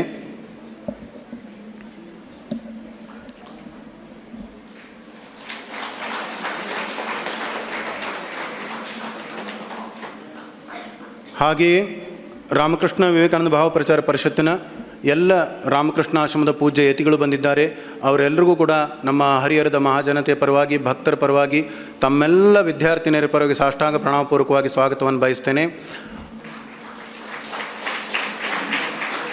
ಹಾಗೆಯೇ ಪರಿಷತ್ತಿನ ಅನೇಕ ಸದಸ್ಯರು ಬಂದಿದ್ದಾರೆ ಬೇರೆ ದೂರ ಊರುಗಳಿಂದ. ಅವರಿಗೆಲ್ಲರಿಗೂ ನಮಸ್ಕಾರಪೂರ್ವಕವಾಗಿ ಸ್ವಾಗತವನ್ನು ಬಯಸ್ತೇನೆ. ಹಾಗೆಯೇ ನಮ್ಮ ಸ್ಥಳೀಯ ನಕ್ಷತ್ರ ಚಾನಲ್ನವರು ಈ ಕಾರ್ಯಕ್ರಮವನ್ನು ವಿಡಿಯೋ ಮಾಡ್ತಿದ್ದಾರೆ. ತಾವೆಲ್ಲರೂ ಕೂಡ ನಕ್ಷತ್ರ ಚಾನಲ್ ಮೂಲಕ ಇದನ್ನು ನೋಡ್ಬೋದು. ಅವರು ಬಹಳ ಪ್ರೀತಿಯಿಂದ ಈ ಕಾರ್ಯವನ್ನು ಉಚಿತವಾಗಿ, ಅದೇ ಉಚಿತ ಅಂತ ಅನಿಸಿದೆ ಅವರಿಗೆ, ಅದನ್ನು ಮಾಡ್ತಾ ಇದ್ದಾರೆ. ಅವ್ರಿಗೂ ಜೋರಾಗಿ ಚಪ್ಪಾಳೆ ತಟ್ಟಿ ಧನ್ಯವಾದಗಳನ್ನ ಅರ್ಪಿಸ್ತಾ ಅವ್ರನ್ನೂ ಸ್ವಾಗತಿಸೋಣ. ಹಾಗೆಯೇ ಕಾಲೇಜಿನ ಮುಖ್ಯಸ್ಥರನ್ನ ನಾವು ಭಾಳ ಶ್ಲಾಘಿಸಬೇಕು. ಪೂಜ್ಯ ಸ್ವಾಮೀಜಿಯವರು ಅದನ್ನು ಗಮನಿಸಲಿಕ್ಕೆ ಅರಿಕೆ ಮಾಡ್ಕೊಳ್ತಿದ್ದೀನಿ. ಇವತ್ತು ತುಂಗಭದ್ರೆ ಪೂಜೆ ಇವತ್ತು, ನಾಳೆ ತಿಥಿ ಪ್ರಕಾರ ಇದ್ದರೂ ಕೂಡ ಇವತ್ತೇ ರಜೆ ಇದೆ ಹೆಚ್ಚು ಕಡಿಮೆ. ಆದರೆ ನಮ್ಮ ಈ ಆಯೋಜನೆಯ ಕಾರ್ಯಕ್ರಮದಲ್ಲಿ ಪ್ರಮುಖ ಪಾತ್ರ ವಹಿಸಿದಂಥ ಇಲ್ಲಿ ನಿರೂಪಣೆ ಮಾಡ್ತಿದ್ದಾರೆ ಶ್ರೀಮತಿ ಸುಜಾತ ಸುಬ್ರಹ್ಮಣ್ಯಂ. ಸ್ವಾಮಿ ಗೌತಮಾನಂದಜಿ, ಪೂಜ್ಯ ಶ್ರೀಮತ್ ಸ್ವಾಮಿ ಗೌತಮಾನಂದಜಿ ಮಹಾರಾಜರಿಂದ ಮಂತ್ರಿದೀಕ್ಷೆ ಪಡ್ಕೊಂಡಿದ್ದಾರೆ. ಕಳೆದ 5-6 ವರ್ಷಗಳಿಂದ ನಿರಂತರವಾಗಿ ಸೇವೆ ಸಲ್ಲಿಸಿದ್ದಾರೆ. ಅವರು ಹೇಳ್ತಾ ಇದ್ದರು, ಕಾಲೇಜಿನಲ್ಲಿ ಅವರು ಪ್ರಾಂಶುಪಾಲರು ಗಿರಿಯಮ್ಮ ಪದವಿ ಪೂರ್ವ ಕಾಲೇಜು, ಅವರು ಹೇಳ್ತಾ ಇದ್ದರು, ನಾನು ಈ ಥರ ಇದೆ, ತಾವು ಕಾರ್ಯಕ್ರಮ ಇದೆ ಬರಬೇಕು ಅಂತ. ಯಾರು ಬರ್ತೀರಿ ಅಂತ ಕೇಳಿದರೆ ಕಾಲೇಜಿನಲ್ಲಿ ಕ್ಲಾಸ್ನಲ್ಲಿ ಎಲ್ಲ ವಿದ್ಯಾರ್ಥಿನಿಯರು ಕೈ ಎತ್ತಿ ನಾವು ಬರ್ತೀವಿ ಅಂತ ಹೇಳಿದ್ದಾರೆ. ಅವರೆಲ್ಲರೂ ಇಲ್ಲಿ ಬಂದಿದ್ದಾರೆ. ಅವರ ಒಂದು ಪ್ರೀತಿಯನ್ನು, ಸುಜಾತ ಸುಬ್ರಹ್ಮಣ್ಯಂ ತಾಯಿಯವರ ಪ್ರೀತಿಯನ್ನು ಇಲ್ಲಿ ನೀವೆಲ್ಲ ಸಾಕಾರ ಮಾಡಿದಿರಿ. ಬಂದು ಈ ಒಂದು ತುಂಗಭದ್ರಾ ಪೂಜೆಯ ದಿನದಂದು ನಮ್ಮ ಪೂಜ್ಯ ಶ್ರೀಮತ್ ಸ್ವಾಮಿ ವೀರೇಶಾನಂದ ಸರಸ್ವತಿ ಅವರು ಸ್ವಾಮೀಜಿಯವರು ಎಲ್ಲ ನೋಡಿ ಭಾಳ ಚೆನ್ನಾಗಿ ಸಂತೋಷಪಟ್ಟು ಅದನ್ನು ವ್ಯಕ್ತಪಡಿಸ್ತಾ ಇದ್ದರು. ಈ ಕಾರ್ಯಕ್ಕೆ ನಿಜಕ್ಕೂ ಕೂಡ ನಮ್ಮ ಎಲ್ಲ ಭಕ್ತರು ಕಾರಣ. ಅವರಿಗೆಲ್ಲರಿಗೂ ನಮಸ್ಕಾರಪೂರ್ವಕ ಸ್ವಾಗತವನ್ನು ಬಯಸ್ತೇನೆ. ಹಾಗೆಯೇ ತಮ್ಮನ್ನು ಮತ್ತೊಮ್ಮೆ ಸ್ವಾಗತಿಸಕ್ಕೆ ಇಷ್ಟಪಡ್ತೇನೆ. ಸ್ವಾಮಿ ವಿವೇಕಾನಂದರು ಚಿಕಾಗೋ ಭಾಷಣದಲ್ಲಿ ಡಿಯರ್ ಸಿಸ್ಟರ್ಸ್ ಅಂತ ಮೊದಲು ಆರಂಭ ಮಾಡಿದ್ದು. ಇಲ್ಲಿ ಡಿಯರ್ ಸಿಸ್ಟರ್ಸ್ ಆಫ್ ಹರಿಹರ ಇದ್ದೀರಿ. ಡಿಯರ್ ಸಿಸ್ಟರ್ಸ್ಗೆಲ್ಲ ನನ್ನ ನಮಸ್ಕಾರಪೂರ್ವಕ ಸ್ವಾಗತವನ್ನು ಬಯಸ್ತೇನೆ. ಭಾಷಣ ನೀಡಿದ್ದಕ್ಕೆ ಎಲ್ರಿಗೂ ನಮಸ್ಕಾರ. ಜಯ ರಾಮಕೃಷ್ಣ. ದಿವ್ಯ ಚೇತನರಾದ ಪೂಜ್ಯ ಸ್ವಾಮೀಜಿಯವರುಗಳನ್ನು ಹಾಗೂ ಸರ್ವರನ್ನು ಸ್ವಾಗತಿಸಿದ ಶ್ರೀ ಶಾರದೇಶಾನಂದಜಿ ಮಹಾರಾಜ್ ಅವರಿಗೆ ಧನ್ಯವಾದಗಳು. ಈಗ ಪ್ರಾಸ್ತಾವಿಕ ನುಡಿ ಪೂಜ್ಯ ಸ್ವಾಮಿ ಪ್ರಕಾಶಾನಂದಜಿ ಮಹಾರಾಜ್, ಸಂಚಾಲಕರು ರಾಮಕೃಷ್ಣ ವಿವೇಕಾನಂದ ಭಾವಪ್ರಚಾರ ಪರಿಷತ್, ಅಧ್ಯಕ್ಷರು ರಾಮಕೃಷ್ಣ ವಿವೇಕಾನಂದಾಶ್ರಮ ರಾಣೆಬೆನ್ನೂರು ಇವರಿಂದ. ಓಂ ನಮಃ ಶ್ರೀ ಯತಿರಾಜಾಯ ವಿವೇಕಾನಂದ ಸೂರಯೇ ಸಚ್ಚಿತ್ ಸುಖ ಸ್ವರೂಪಾಯ ಸ್ವಾಮಿನೇ ತಾಪಹಾರಿಣೆ. ಅಖಿಲ ಕರ್ನಾಟಕ ರಾಮಕೃಷ್ಣ ವಿವೇಕಾನಂದ ಭಾವಪ್ರಚಾರ ಪರಿಷತ್ತಿನ ಅರ್ಧವಾರ್ಷಿಕ ಕಾರ್ಯಕ್ರಮದ ನಿಮಿತ್ತ ಇವತ್ತು ಹರಿಹರದ ರಾಮಕೃಷ್ಣ ವಿವೇಕಾನಂದ ಆಶ್ರಮದ ವತಿಯಿಂದ ಏರ್ಪಡಿಸಿರುವ ಈ ಯುವ ಸಮ್ಮೇಳನದ ಕಾರ್ಯಕ್ರಮದಲ್ಲಿ ದಿವ್ಯ ಸಾನ್ನಿಧ್ಯವನ್ನು ವಹಿಸಿರುವ ಪರಮಪೂಜ್ಯರಾದ ಸ್ವಾಮಿ ಜತಕಾಮಾನಂದಜಿಯವರಲ್ಲಿ, ಸ್ವಾಮಿ ಮುಕ್ತಿದಾನಂದಜಿಯವರಲ್ಲಿ, ಸ್ವಾಮಿ ಹೃದಯಾನಂದಜಿಯವರಲ್ಲಿ ಹಾಗೂ ಸ್ವಾಮಿ ಬೋಧಸ್ವರೂಪಾನಂದಜಿಯವರಲ್ಲಿ, ಸ್ವಾಮಿ ನಿರ್ಭಯಾನಂದಜಿಯವರಲ್ಲಿ ಹಾಗೂ ಸ್ವಾಮಿ ವೀರೇಶಾನಂದಜಿಯವರಲ್ಲಿ ನಮಸ್ಕಾರಗಳನ್ನು ಸಲ್ಲಿಸ್ತಾ, ಜೊತೆಗೆ ವೇದಿಕೆ ಮುಂಭಾಗದಲ್ಲಿರುವ ಎಲ್ಲ ಪೂಜ್ಯರಿಗೆ ನಮಸ್ಕಾರಗಳನ್ನು ಸಲ್ಲಿಸ್ತಾ, ಆತ್ಮೀಯ ಎಲ್ಲ ವಿದ್ಯಾರ್ಥಿನಿ ಬಂಧುಗಳೇ, ದೇಶದ ಭರವಸೆ ಇರುವುದು ಯುವಕರ ಮೇಲೆ. ಅವರು ಸದೃಢರಾಗಿದ್ದರೆ, ಅವರು ಭಾವನಾತ್ಮಕವಾಗಿ ಸರಿಯಾಗಿ ತರಬೇತಿಗೊಂಡಿದ್ದರೆ, ಅವರಿಗೆ ಕಣ್ಮುಂದೆ ಆದರ್ಶಗಳು ಕಾಣ್ತಾ ಇದ್ದರೆ ಈ ದೇಶಕ್ಕೆ ಭರವಸೆ ಇದೆ ಅಂತ ನಾವು ಭಾವಿಸ್ಬೋದು. ಅವರಿಗೆ ಕೊಡುವಂಥವ್ರು ಯಾರು? ಬಹಳ ಜನರಿಗೆ ಇವತ್ತು ನಮ್ಮ ಎಜುಕೇಷನ್ ಅಂತಕ್ಕಂಥದ್ದು ಕೇವಲ ಇನ್ಫಾರ್ಮೇಷನ್ ಕಲೆಕ್ಷನ್ ಆಗಿದೆ. ಮಾಹಿತಿಯನ್ನು ಸಂಗ್ರಹ ಮಾಡ್ತಾ ಇದ್ದೇ ಹೊರತು ಒಬ್ಬ ಮನುಷ್ಯ ನಿಜವಾದ ಅರ್ಥದಲ್ಲಿ ಎಜುಕೇಟ್ ಆಗ್ತಾ ಇಲ್ಲ. ತಾನು ಯಾರು, ತನ್ನ ಸುತ್ತಮುತ್ತಲಿನ ಸಮಾಜ ಹೇಗಿದೆ, ನನ್ನನ್ನು ಪಾಲಿಸಿ ಪೋಷಿಸುತ್ತಿರುವ ಈ ಅದ್ಭುತವಾದ ದೇಶ, ಇದರ ಚಲನೆ ಗತಿ ಹೇಗೆ ಸಾಗ್ತಾ ಇದೆ, ಇದರ ಬಗ್ಗೆ ನಮ್ಮ ಶಿಕ್ಷಣ ನಮಗೆ ಒಂದು ಎಚ್ಚರಿಕೆಯನ್ನು ಕೊಡದೇ ಇದ್ದರೆ ಅಂಥ ಶಿಕ್ಷಣದಿಂದ ಯಾವ ಪ್ರಯೋಜನವೂ ಆಗುವುದಿಲ್ಲ. ಆದರೆ ಕಳೆದ ಶತಮಾನದಲ್ಲಿ ಈ ದೇಶಕ್ಕೆ ಒಬ್ಬ ಅದ್ಭುತವಾದಂಥ ವ್ಯಕ್ತಿತ್ವ ದೊರಕಿತು. ಆ ವ್ಯಕ್ತಿ ಕೇವಲ ತನ್ನ ಇಡೀ ಜಮ್ಮು ಕಾಶ್ಮೀರದಿಂದ ಹಿಡ್ಕೊಂಡು ಕನ್ಯಾಕುಮಾರಿಯವರಿಗೆ ಸಂಚಾರ ಮಾಡಿ ದೇಶದ ನಾಡಿ ಮಿಡಿತ, ದೇಶ ಮೇಲೆತ್ತಬೇಕು ಅಂದರೆ ಏನು ಮಾಡಬೇಕು ಅನ್ನೋದನ್ನು ಕಂಡು ಹಿಡ್ಕೊಂಡು, ಅದನ್ನು ಕಂಡು ಹಿಡಿದು ಅವರು ಒಂದು ನಿರ್ಧಾರಕ್ಕೆ ಬಂದರು.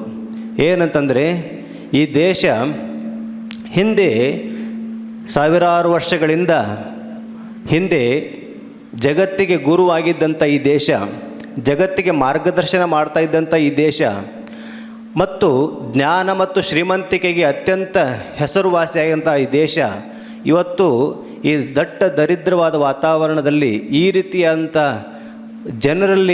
ಜನರಿಂದ ತುಂಬಿಕೊಂಡಿದೆಯಲ್ಲ, ಒಂದು ಕಾಲದಲ್ಲಿ ನಡೆದಾಡುವ ಜ್ಞಾನದ ದೇಗುಲಗಳಂತಿದ್ದಂಥ ಋಷಿಗಳು ಓಡಾಡಿದ ಈ ದೇಶದಲ್ಲಿ ಇವತ್ತು ಇಂಥ ಜನ ಇದ್ದಾರಲ್ಲ ಅಂಥೇಳಿ ಮಮ್ಮಲ ಮರುಗಿದರು. ಕನ್ಯಾಕುಮಾರಿಗೆ ಹೋದರು, ಅಲ್ಲಿ ಈಜಿದರು, ಅಲ್ಲಿ ಬಂಡೆ ಮೇಲೆ ಧ್ಯಾನ ಮಾಡಿದರು. ಅವರಿಗೊಂದು ಪರಿಹಾರ ಹೊಳಿತು, ಈ ದೇಶವನ್ನು ಜಾಗೃತಗೊಳಿಸಬೇಕಾದ್ರೆ ಏನು ಮಾಡಬೇಕು ಅಂತ. ಅಲ್ಲಿನ ಕನ್ಯಾಕುಮಾರಿಗೆ ನೋಡಿ, ನಾವೆಲ್ಲ ದೇವರ ಹತ್ತಿರ ಹೋಗಿ ನಮ್ಮ ವೈಯಕ್ತಿಕ ಪ್ರಾರ್ಥನೆಗಳನ್ನು ಸಲ್ಲಿಸ್ತೇವೆ. ಆದರೆ ಆ ಸಂತ ಪ್ರಾರ್ಥನೆ ಮಾಡಿದ ಏನಂತಂದರೆ, ತಾಯಿ, ಹೇ ಜಗನ್ಮಾತೆ, ನನಗೆ ಮುಕ್ತಿ ಬೇಡ, ನನಗೆ ಸ್ವರ್ಗ ಸುಖ ಬೇಡ, ಈ ದೇಶಕ್ಕೆ ಒದಗಿರ್ತಕ್ಕಂಥ ಈ ದಾರಿದ್ರ್ಯದಿಂದ ಇದನ್ನು ಮೇಲೆತ್ತುವಂಥ ಒಂದು ಮಾರ್ಗವನ್ನು ತೋರುವಂಥ ಒಂದು ಪ್ರಾರ್ಥನೆಯನ್ನು ಮಾಡಿದ. ಆ ಶ್ರೇಷ್ಠ ಪ್ರಾರ್ಥನೆ ಮಾಡಿದಂಥ ಸಂತ ಸ್ವಾಮಿ ವಿವೇಕಾನಂದರು. ಅವರು ಹೇಳಿದರು, ಈ ದೇಶ ಜಾಗೃತ ಆಗಬೇಕಂದ್ರೆ 3 ಮುಖ್ಯ ವಿಷಯಗಳ ಬಗ್ಗೆ ಗಮನ ಕೊಡಬೇಕು ಅಂತ. ಒಂದು, ಈ ದೇಶ ನೆಗ್ಲೆಕ್ಟ್ ಮಾಡಿರ್ತಕ್ಕಂಥ ದೀನರು, ದಲಿತರು ಇದ್ದಾರಲ್ಲ, ಅವರನ್ನ ಮೇಲೆತ್ತಬೇಕು. ಎರಡನೇದು ಸ್ತ್ರೀಯರು ಅಂತ. ಈ ದೇಶದ ಸ್ತ್ರೀಯರು ಅವೆರಡು ಜಾಗೃತ ಆದರೆ ಮಾತ್ರ ಈ ದೇಶ ಉದ್ಧಾರ ಆಗುತ್ತೆ ಅಂತ ತನ್ನ ಋಷಿಗಣ್ಣಿನಿಂದ ಕಂಡುಕೊಂಡು ಹೇಳಿದರು. ಆ ದಿಶೆಯಲ್ಲಿ ಮತ್ತು ಮೂರನೇದ್ದು ಯುವಕರು, ಯುವಜನತೆ, ಅದರಲ್ಲಿ ಯುವಕರು ಅಂದರೆ ಯುವತಿಯರು, ಯುವಕರು ಎಲ್ಲರೂ ಕೂಡ ಬರ್ತೀರಿ, ಅವರು ಜಾಗೃತರಾಗಬೇಕು ಅಂತ. ಹಾಗೆ ತನ್ನ ಋಷಿಗಣ್ಣಿನಿಂದ ಇದನ್ನು ಕಂಡುಕೊಂಡು ಇದಕ್ಕೆ ಏನಾದರೂ ಮಾಡಬೇಕು ಅಂತ ಹೇಳಿ ಒಂದು ಯೋಜನೆಯನ್ನು ರೂಪಿಸಿ ರಾಮಕೃಷ್ಣ ಮಠ ಮತ್ತು ಮಿಷನನ್ನು ಪ್ರಾರಂಭ ಮಾಡಿದರು. ಅದರ ಅಡಿಯಲ್ಲಿ ಸುಮಾರು 100 ಕೇಂದ್ರಗಳು ಕೆಲಸ ಮಾಡ್ತಾ ಇದ್ದಾವೆ. ಆ 100 ಕೇಂದ್ರಗಳ ಜೊತೆಗೆ ಇವತ್ತು 1200 ಇತರ ಕೇಂದ್ರಗಳು ಕೂಡ ಕೆಲಸ ಮಾಡ್ತಾ ಇದ್ದೇವೆ. ಅದನ್ನೇ ರಾಮಕೃಷ್ಣ ವಿವೇಕಾನಂದ ಭಾವಪ್ರಚಾರ ಪರಿಷತ್ ಅಂತ ಕರೆಯುವುದು. ಆ ಒಂದು ಕರ್ನಾಟಕದಲ್ಲಿ 50 ಸೆಂಟರ್ಗಳಿವೆ. ಅವುಗಳ ವತಿಯಿಂದ ಅವಾಗವಾಗ ಇಂಥ ಕಾರ್ಯಕ್ರಮಗಳು ನೆರವೇರ್ತಾ ಇರ್ತವೆ. ವರ್ಷಕ್ಕೊಂದು ಸಾರಿ ವಾರ್ಷಿಕ ಸಮ್ಮೇಳನ, ಈಗ ಅರ್ಧವಾರ್ಷಿಕ ಸಮ್ಮೇಳನ. ಇನ್ನು ಆ ಕೇಂದ್ರಗಳಿಂದ ಯುವಕರನ್ನ ಜಾಗೃತಿಗೊಳಿಸುವಂಥ ಕಾರ್ಯಕ್ರಮಗಳು ನಿರಂತರವಾಗಿ ನಡೀತಾ ಇರ್ತವೆ. ಅಂಥ ಒಂದು ಕಾರ್ಯಕ್ರಮ ಇವತ್ತು ಹರಿಹರದಲ್ಲಿ ಏರ್ಪಾಟಾಗಿದೆ. ನೀವೆಲ್ಲ ಭಾಗ್ಯವಂತರು. ಯಾಕೆ ಮುಂದೆ ನಿಮ್ಮನ್ನೆಲ್ಲ ಅದೇ ವಿವೇಕಾನಂದರ ಅದ್ಭುತವಂತ ಪ್ರಭಾವಶಾಲಿ ಅಂತ ಪ್ರೇರಣೆಯನ್ನು ಕೊಡುವಂಥ ಅದ್ಭುತವಂತ ಮಾತುಗಳನ್ನು ವಿವೇಕಾನಂದರ ಬಾಯಿಯಿಂದ ಕೇಳಿದ್ರಿ. ಹೇಗೆ ಜನ ಹುಚ್ಚೆದ್ದು ಅವರಲ್ಲಿ ಏನೋ ಒಂದು ಜಾಗೃತಿ ಆದಂತೆ ತಮ್ಮ ಜೀವನವನ್ನು ಎಚ್ಚರಗೊಳಿಸ್ಕೊಳ್ತಾ ಇದ್ದರು. ಅಂಥ ಅದ್ಭುತವಂತ ಸ್ವಾಮೀಜಿಯವರುಗಳು ನಿಮಗೆ ಮುಂದೆ ಇಲ್ಲಿ ಮಾರ್ಗದರ್ಶನವನ್ನು ಮಾಡಲಿದ್ದಾರೆ. ಈ ಕಾರ್ಯಕ್ರಮದಲ್ಲಿ ಭಾಗವಹಿಸಿದ್ದಕ್ಕೆ ನೀವೆಲ್ಲ ದೊಡ್ಡ ಒಂದು ಅವಕಾಶ. ಪ್ರತಿಯೊಬ್ಬ ಮನುಷ್ಯನಿಗೂ ಕೂಡ ದೀಕ್ಷೆ ಅಂತ ಒಂದು ಶಬ್ದ ಇದೆ, ಕೇಳಿದಿರಿ. ಯಾವಾಗ ನಮ್ಮಲ್ಲಿ ಒಂದು ಪರಿವರ್ತನೆ ಪ್ರಾರಂಭ ಆಗುತ್ತೋ ಅದನ್ನು ದೀಕ್ಷಾ ಸಮಯ ಅಂತ ಕರೆಯುವುದು. ಅದನ್ನು ಇವತ್ತು ಪ್ರತಿಯೊಬ್ಬರೂ ಕೂಡ ಇವತ್ತು ನಿಜವಾದ ಅರ್ಥದಲ್ಲಿ ನಿಮ್ಮ ಜೀವನದ ಬಗ್ಗೆ ವಿವೇಕಾನಂದರು ಹೇಳಿದಂಥ ವ್ಯಕ್ತಿ ಜೀವನ ಮತ್ತು ದೇಶ, ವ್ಯಕ್ತಿ ಮತ್ತು ದೇಶ, ವ್ಯಕ್ತಿ ಉದ್ಧಾರದೊಂದಿಗೆ ದೇಶದ ಉದ್ಧಾರ ಅಂತಕ್ಕಂಥ ವಿವೇಕಾನಂದರ ಚಿಂತನೆಗಳನ್ನು, ಅದಕ್ಕೆ ದೀಕ್ಷೆಯನ್ನು ಕೊಡುವಂಥ ಒಂದು ಕಾರ್ಯಕ್ರಮ ಇದಾಗಿದೆ. ಇದಕ್ಕೆ ನೀವೆಲ್ಲ ಬಂದಿದ್ದಕ್ಕೆ ಬಹಳ ಸಂತೋಷ ಆಗಿದೆ. ಇಲ್ಲಿನ ಹರಿಹರದ ರಾಮಕೃಷ್ಣ ವಿವೇಕಾನಂದ ಆಶ್ರಮದ ಅಧ್ಯಕ್ಷರಾದ ಈ ಕಾರ್ಯಕ್ರಮವನ್ನು ಆಯೋಜನೆ ಮಾಡಿರ್ತಕ್ಕಂಥ ಶಾರದೇಶಾನಂದಜಿಯವರು ನಿಮಗೆಲ್ಲ ಬಹಳ ಚಿರಪರಿಚಿತರು. ಅವರು ಶಾಲಾ ಕಾಲೇಜುಗಳಲ್ಲಿ ಬಹುಶಃ ನಮ್ಮ 50 ಸೆಂಟರ್ಗಳಲ್ಲಿ ಅತ್ಯಂತ ಚಟುವಟಿಕೆಯಿಂದ ಇದ್ದು ನಿರಂತರವಾಗಿ ಕಾರ್ಯಕ್ರಮ ಮಾಡುವಂಥ ಸನ್ಯಾಸಿ ಅಂದರೆ ಅವರು ಶಾರದೇಶಾನಂದಜಿಯವರು. ಒಂದಿಲ್ಲ, ಕರೋನಾ ಸಮಯದಲ್ಲೂ ಕೂಡ ಅವರು ಯಾವತ್ತೂ ಖಾಲಿ ಇರಲಿಲ್ಲ. ಅವತ್ತು ಯಾವಾಗ ಕರೋನಾ ಬಂದಿದೆ ಅಂತೇಳಿ ಸುಮ್ಮನೆ ಇರಲಿಲ್ಲ. ಬಹಳ ಜನರಿಗೆ ಇಲ್ಲಿ ಆಹಾರ ಧಾನ್ಯಗಳು ಕೊಡುವಂಥ ಕಾರ್ಯಕ್ರಮ ಹಾಕ್ಕೊಂಡು ತಾವೇ ಹಳ್ಳಿಗಳಿಗೆ ಹೋಗಿ, ಸ್ಲಮ್ ಏರಿಯಾಗಳಿಗೆ ಹೋಗಿ ತಾವೇ ಸೇವೆಯನ್ನು ಮಾಡಿದರು. ಹಾಗೆ ಇಲ್ಲಿ ಶಾಲಾ ಕಾಲೇಜುಗಳು, ಮುಖ್ಯವಾಗಿ ಶಿಕ್ಷಕರು ಮತ್ತು ವಿದ್ಯಾರ್ಥಿಗಳನ್ನ ಒಂದು ದೃಷ್ಟಿಯಲ್ಲಿಟ್ಟುಕೊಂಡು ಹಲವಾರು ಕಾರ್ಯಕ್ರಮಗಳನ್ನು ಅವರು ಮಾಡಿದ್ದಾರೆ. ನಿಮಗೆಲ್ಲ ಪರಿಚಿತರಿದ್ದಾರೆ.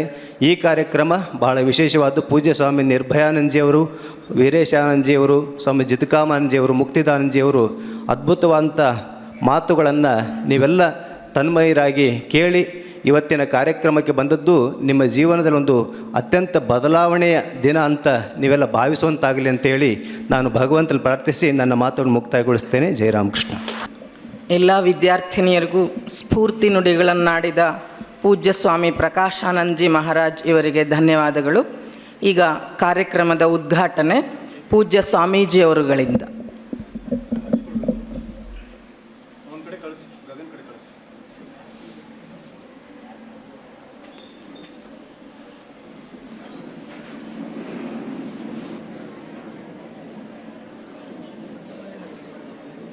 ಹೇಳಿ.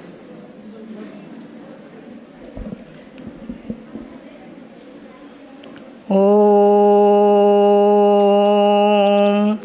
ಅಸತೋ ಮಾ ಸದ್ಗಮಯ ತಮಸೋ ಮಾ ಜ್ಯೋತಿರ್ಗಮಯ ಮೃತ್ಯೋರ್ಮಾ ಅಮೃತಂಗಮಯ. ಓಂ ಶಾಂತಿ ಶಾಂತಿ ಶಾಂತಿ.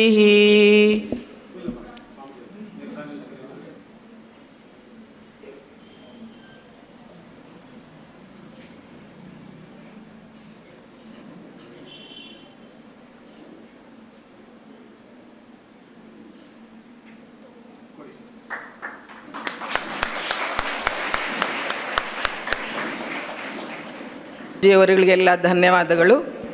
ಈಗ ಉದ್ಘಾಟನಾ ನುಡಿ ಪೂಜ್ಯ ಶ್ರೀ ಸ್ವಾಮಿ ಹೃದಯಾನಂದಜಿ ಮಹಾರಾಜ್, ಅಧ್ಯಕ್ಷರು ರಾಮಕೃಷ್ಣ ಮಠ ವಿಜಯವಾಡ, ಹಾಗೂ ಪ್ರತಿನಿಧಿಗಳು ರಾಮಕೃಷ್ಣ ವಿವೇಕಾನಂದ ಭಾವ ಪ್ರಚಾರ ಪರಿಷತ್ ಬೇಲೂರು ಮಠ ಕೋಲ್ಕತ್ತಾ ಇವರಿಂದ.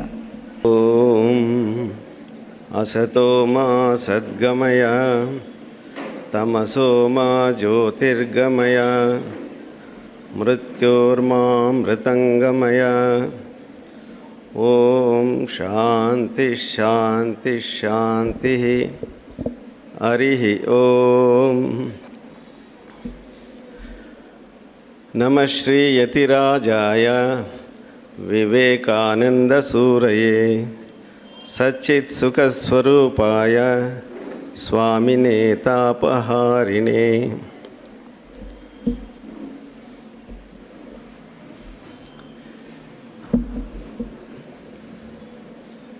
ಎಲ್ಲ ಯತಿವರಣ್ಯರಿಗೂ ನಮಸ್ಕಾರ, ಪ್ರಣಾಮಗಳು.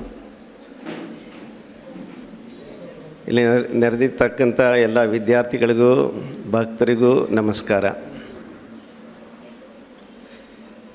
ಈ ಹಿಂದೆ ಸ್ವಾಮಿ ಪ್ರಕಾಶಾನಂದರು ಹೇಳಿದ ಹಾಗೆ ಸ್ವಾಮಿ ವಿವೇಕಾನಂದರು ಕನಸು ಕಂಡ ಭಾರತ ಯುವಕರ ಮೇಲೆ ಆಧಾರಿತವಾಗಿದೆ ಅಂತ. ಸ್ವಾಮಿ ವಿವೇಕಾನಂದರು ವಿದೇಶದಿಂದ ಹಿಂದಿರುಗಿದ ಮೇಲೆ ಭಾರತದಾದ್ಯಂತ ಅಲ್ಲಲ್ಲಿ ಭಾಷಣಗಳು ಕೊಟ್ಟು ಅದರಲ್ಲಿ ಒಂದು ವಿಷಯ ಮತ್ತೆ ಮತ್ತೆ ಹೇಳ್ತಿದ್ರು, I want root and branch reform, ಆಮೂಲಾಗ್ರ ಪರಿವರ್ತನೆ. ಹೇಗೆ ಪ್ರತಿಯೊಬ್ಬ ವ್ಯಕ್ತಿಯೂ ತನ್ನ ದಿವ್ಯತೆಯನ್ನು ಅರಿತುಕೋಬೇಕು, ಆವಾಗಲೇ ಭಾರತದ ಉದ್ಧಾರ ಸಾಧ್ಯ ಅಂತ. ಅದನ್ನು ಸ್ವಾಮೀಜಿ ಎಷ್ಟೋ ಜಾಗಗಳಲ್ಲಿ ಎಷ್ಟೋ ರೀತಿಯಾಗಿ ಬಗೆಬಗೆಯಾಗಿ ಉಪದೇಶ ಕೊಟ್ಟು ಕೊನೆಗೆ ತಮ್ಮ ಭಾಷಣಗಳೆಲ್ಲ ಸಾರ ಅನ್ನೋ ರೀತಿಯಲ್ಲಿ ಒಂದು ಮಾತು ಹೇಳಿದ್ದಾರೆ. My ideal can be put forth into a few words, and that is to preach unto mankind their divinity and how to make it manifest in every moment of life. ಪ್ರತಿಯೊಬ್ಬರಲ್ಲೂ ದಿವ್ಯತೆ ಒದಗಿದೆ, ಎಲ್ಲ ಶಕ್ತಿಯ ಭಂಡಾರ ಎಲ್ಲಿದೆ, ಪ್ರತಿಯೊಬ್ಬರು ತಮಗೆ ತಾವೇ ಹೇಳ್ಕೊಳ್ಬೇಕು, ಎಲ್ಲ ಶಕ್ತಿ ಇಲ್ಲಿದೆ, ಅದನ್ನು ನಾನು ಬೋಧಿಸಬೇಕು. ಮತ್ತು ಅದನ್ನು ಹೇಗೆ ಹೊರಗೆ ತರಬೇಕು ಜೀವನದ ಪ್ರತಿಯೊಂದು ಕ್ಷಣದಲ್ಲಿ. ಇನ್ನೊಂದು ಜಾಗದಲ್ಲಿ ಹೇಳ್ತಾರೆ, teach yourself, teach everyone is our real nature, call upon the sleeping soul and see how it awakes. ಒಳಗಡೆ ಇರತಕ್ಕಂಥ ಆತ್ಮನನ್ನು ಹೊರಗೆ ವ್ಯಕ್ತಪಡಿಸೋದಕ್ಕೆ ಪ್ರಯತ್ನ ಮಾಡಬೇಕು. ಅದಕ್ಕೆ ಅದನ್ನು ಮಾಡಿದಾಗ ಏನು ಬರುತ್ತೆ, power will come, glory will come, goodness will come, purity will come, and everything that is excellent will come when this sleeping soul is rise to self conscious activity. ನಮ್ಮಲ್ಲಿರ್ತಕ್ಕಂಥ ಆ ದಿವ್ಯ ಶಕ್ತಿ ಹೊರಗೆ ಬರಬೇಕಾದ್ರೆ ಸೆಲ್ಫ್ ಕಾನ್ಷಿಯಸ್ ಆ್ಯಕ್ಟಿವಿಟಿ ಬೇಕು. ಅಂದರೆ ಎಚ್ಚೆತ್ತು ನಾವು ಪ್ರತಿಯೊಂದು ಕಾರ್ಯವನ್ನು, ಪ್ರತಿಯೊಂದು ಹೆಜ್ಜೆಯನ್ನು ಮುಂದಕ್ಕೆ ಇಡಬೇಕು. ನಾನು ಎಲ್ಲ ಶಕ್ತಿಯ ಭಂಡಾರವಾಗಿದ್ದೇನೆ ಅಂತ ಆತ್ಮವಿಶ್ವಾಸ ಇಟ್ಕೊಂಡು ಮುಂದಕ್ಕೆ ಹೋಗಬೇಕು. ಇದು ಸಾರ. ಸ್ವಾಮಿ ವಿವೇಕಾನಂದರು ಹೇಳಿದ್ದನ್ನು ಈಗಿನ ಕಾಲದಲ್ಲಿ ಅವರ ಮಾತುಗಳನ್ನೇ ಮೋಟಿವೇಶ್ನಲ್ ಸ್ಪೀಕರ್ಸ್, ನಮ್ಮ ಸ್ವಾಮಿಗಳಾಗಿರ್ಬೋದು, ಹೊರಗಡೆಯವರಾಗಿರ್ಬೋದು, ಅವರೆಲ್ಲ ಈ ದಿವ್ಯ ಆದರ್ಶ ಉಪದೇಶಗಳನ್ನು ಮತ್ತು ಬೇರೆ ಬೇರೆ ರೀತಿಯಲ್ಲಿ ಈಗಿನ ಕಾಲದ ಯುವ ಜನಾಂಗಕ್ಕೆ ಮನತಟ್ಟುವಂತೆ ಹೇಳ್ಕೊಡ್ತಾ ಇದ್ದಾರೆ. ಅದರ ಸಾರ ಏನಪ್ಪ ಅಂದರೆ,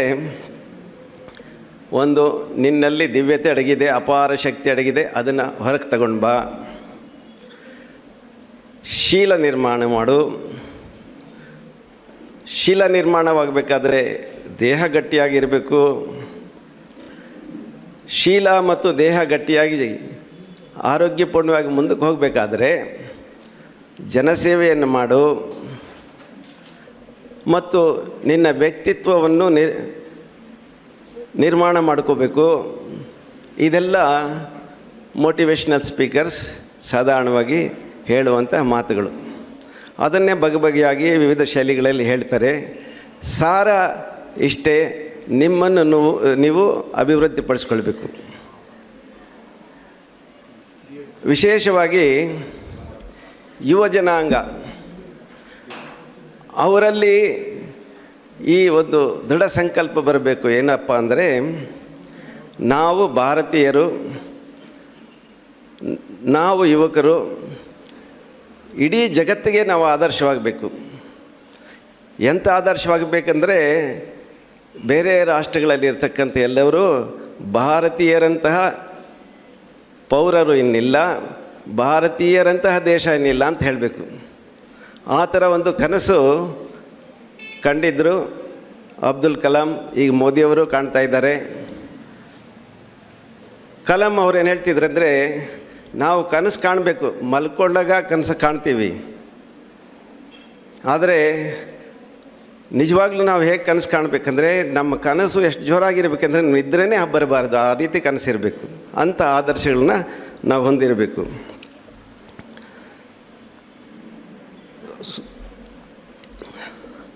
ಈ ಥರದ ಆದರ್ಶಗಳು ನಮ್ಮ ಮುಂದೆ ಇದ್ದರೂ ಕೂಡ ನೀವೆಲ್ಲ ಬೇಕಾದಷ್ಟು ಕೇಳಿದ್ದೀರಾ, ಆದರೆ ಅದರ ಪರಿಪಾಲನೆ, ಆಚರಣೆಗೆ ತಂದಿರೋದು ಎಷ್ಟರ ಮಟ್ಟಿಗೆ ಅಂತ ಆಲೋಚಿಸಬೇಕು. ಈಗ ಮಲ್ಟಿಮೀಡಿಯಾ, ಫೇಸ್ಬುಕ್ಕು, ಗೂಗಲ್ಲು ಇಂಥದ್ದು ಬೇಕಾದಷ್ಟು ಬಂದಿದೆ. ಅವುಗಳಲ್ಲಿ ಎಲ್ಲ ತುಂಬಿಕೊಂಡಿದ್ದಾರೆ. ಯಾವ ಕ್ಷಣದಲ್ಲಿ ನೋಡಿದ್ರೂ ಆ ಒಂದು ಸಣ್ಣ ಸ್ಕ್ರೀನ್ ತಗೊಂಡು ಆಡಿಸ್ತಾ ಇರ್ತಾರೆ. ಮನಸ್ಸೆಲ್ಲ ಅದರಲ್ಲೇ ಇರುತ್ತೆ. ಆತ್ಮಚೈತನ್ಯರಾದ ನಾವು ಆ ಒಂದು ಜಡವಸ್ತುವಿಗೆ ಗುಲಾಮರಾಗಿದ್ದೇವೆ. ಆದ್ದರಿಂದ ನಮ್ಮ ಅಭಿವೃದ್ಧಿ ಸಾಧ್ಯವಿಲ್ಲ. ದೃಢ ಸಂಕಲ್ಪ ಮಾಡಿ ಅಲ್ಲಿಂದ ಹೊರಗೆ ಬರಬೇಕು.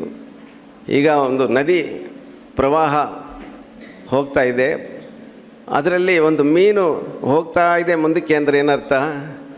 ಸತ್ತೋಗಿದೆ ಅಂತ. ಅದೇ ಮೀನು, ಬದುಕಿರೋ ಮೀನು ಏನು ಮಾಡುತ್ತೆ?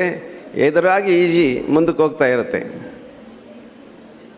ಆ ಥರ ನಾವು ಬದುಕಿದ್ದ ಮೀನೇನಂತ ಆಗಬೇಕು, ಸತತ ಪ್ರಯತ್ನ ಮಾಡಬೇಕು. ಒಂದು ಮಾತಿದೆ,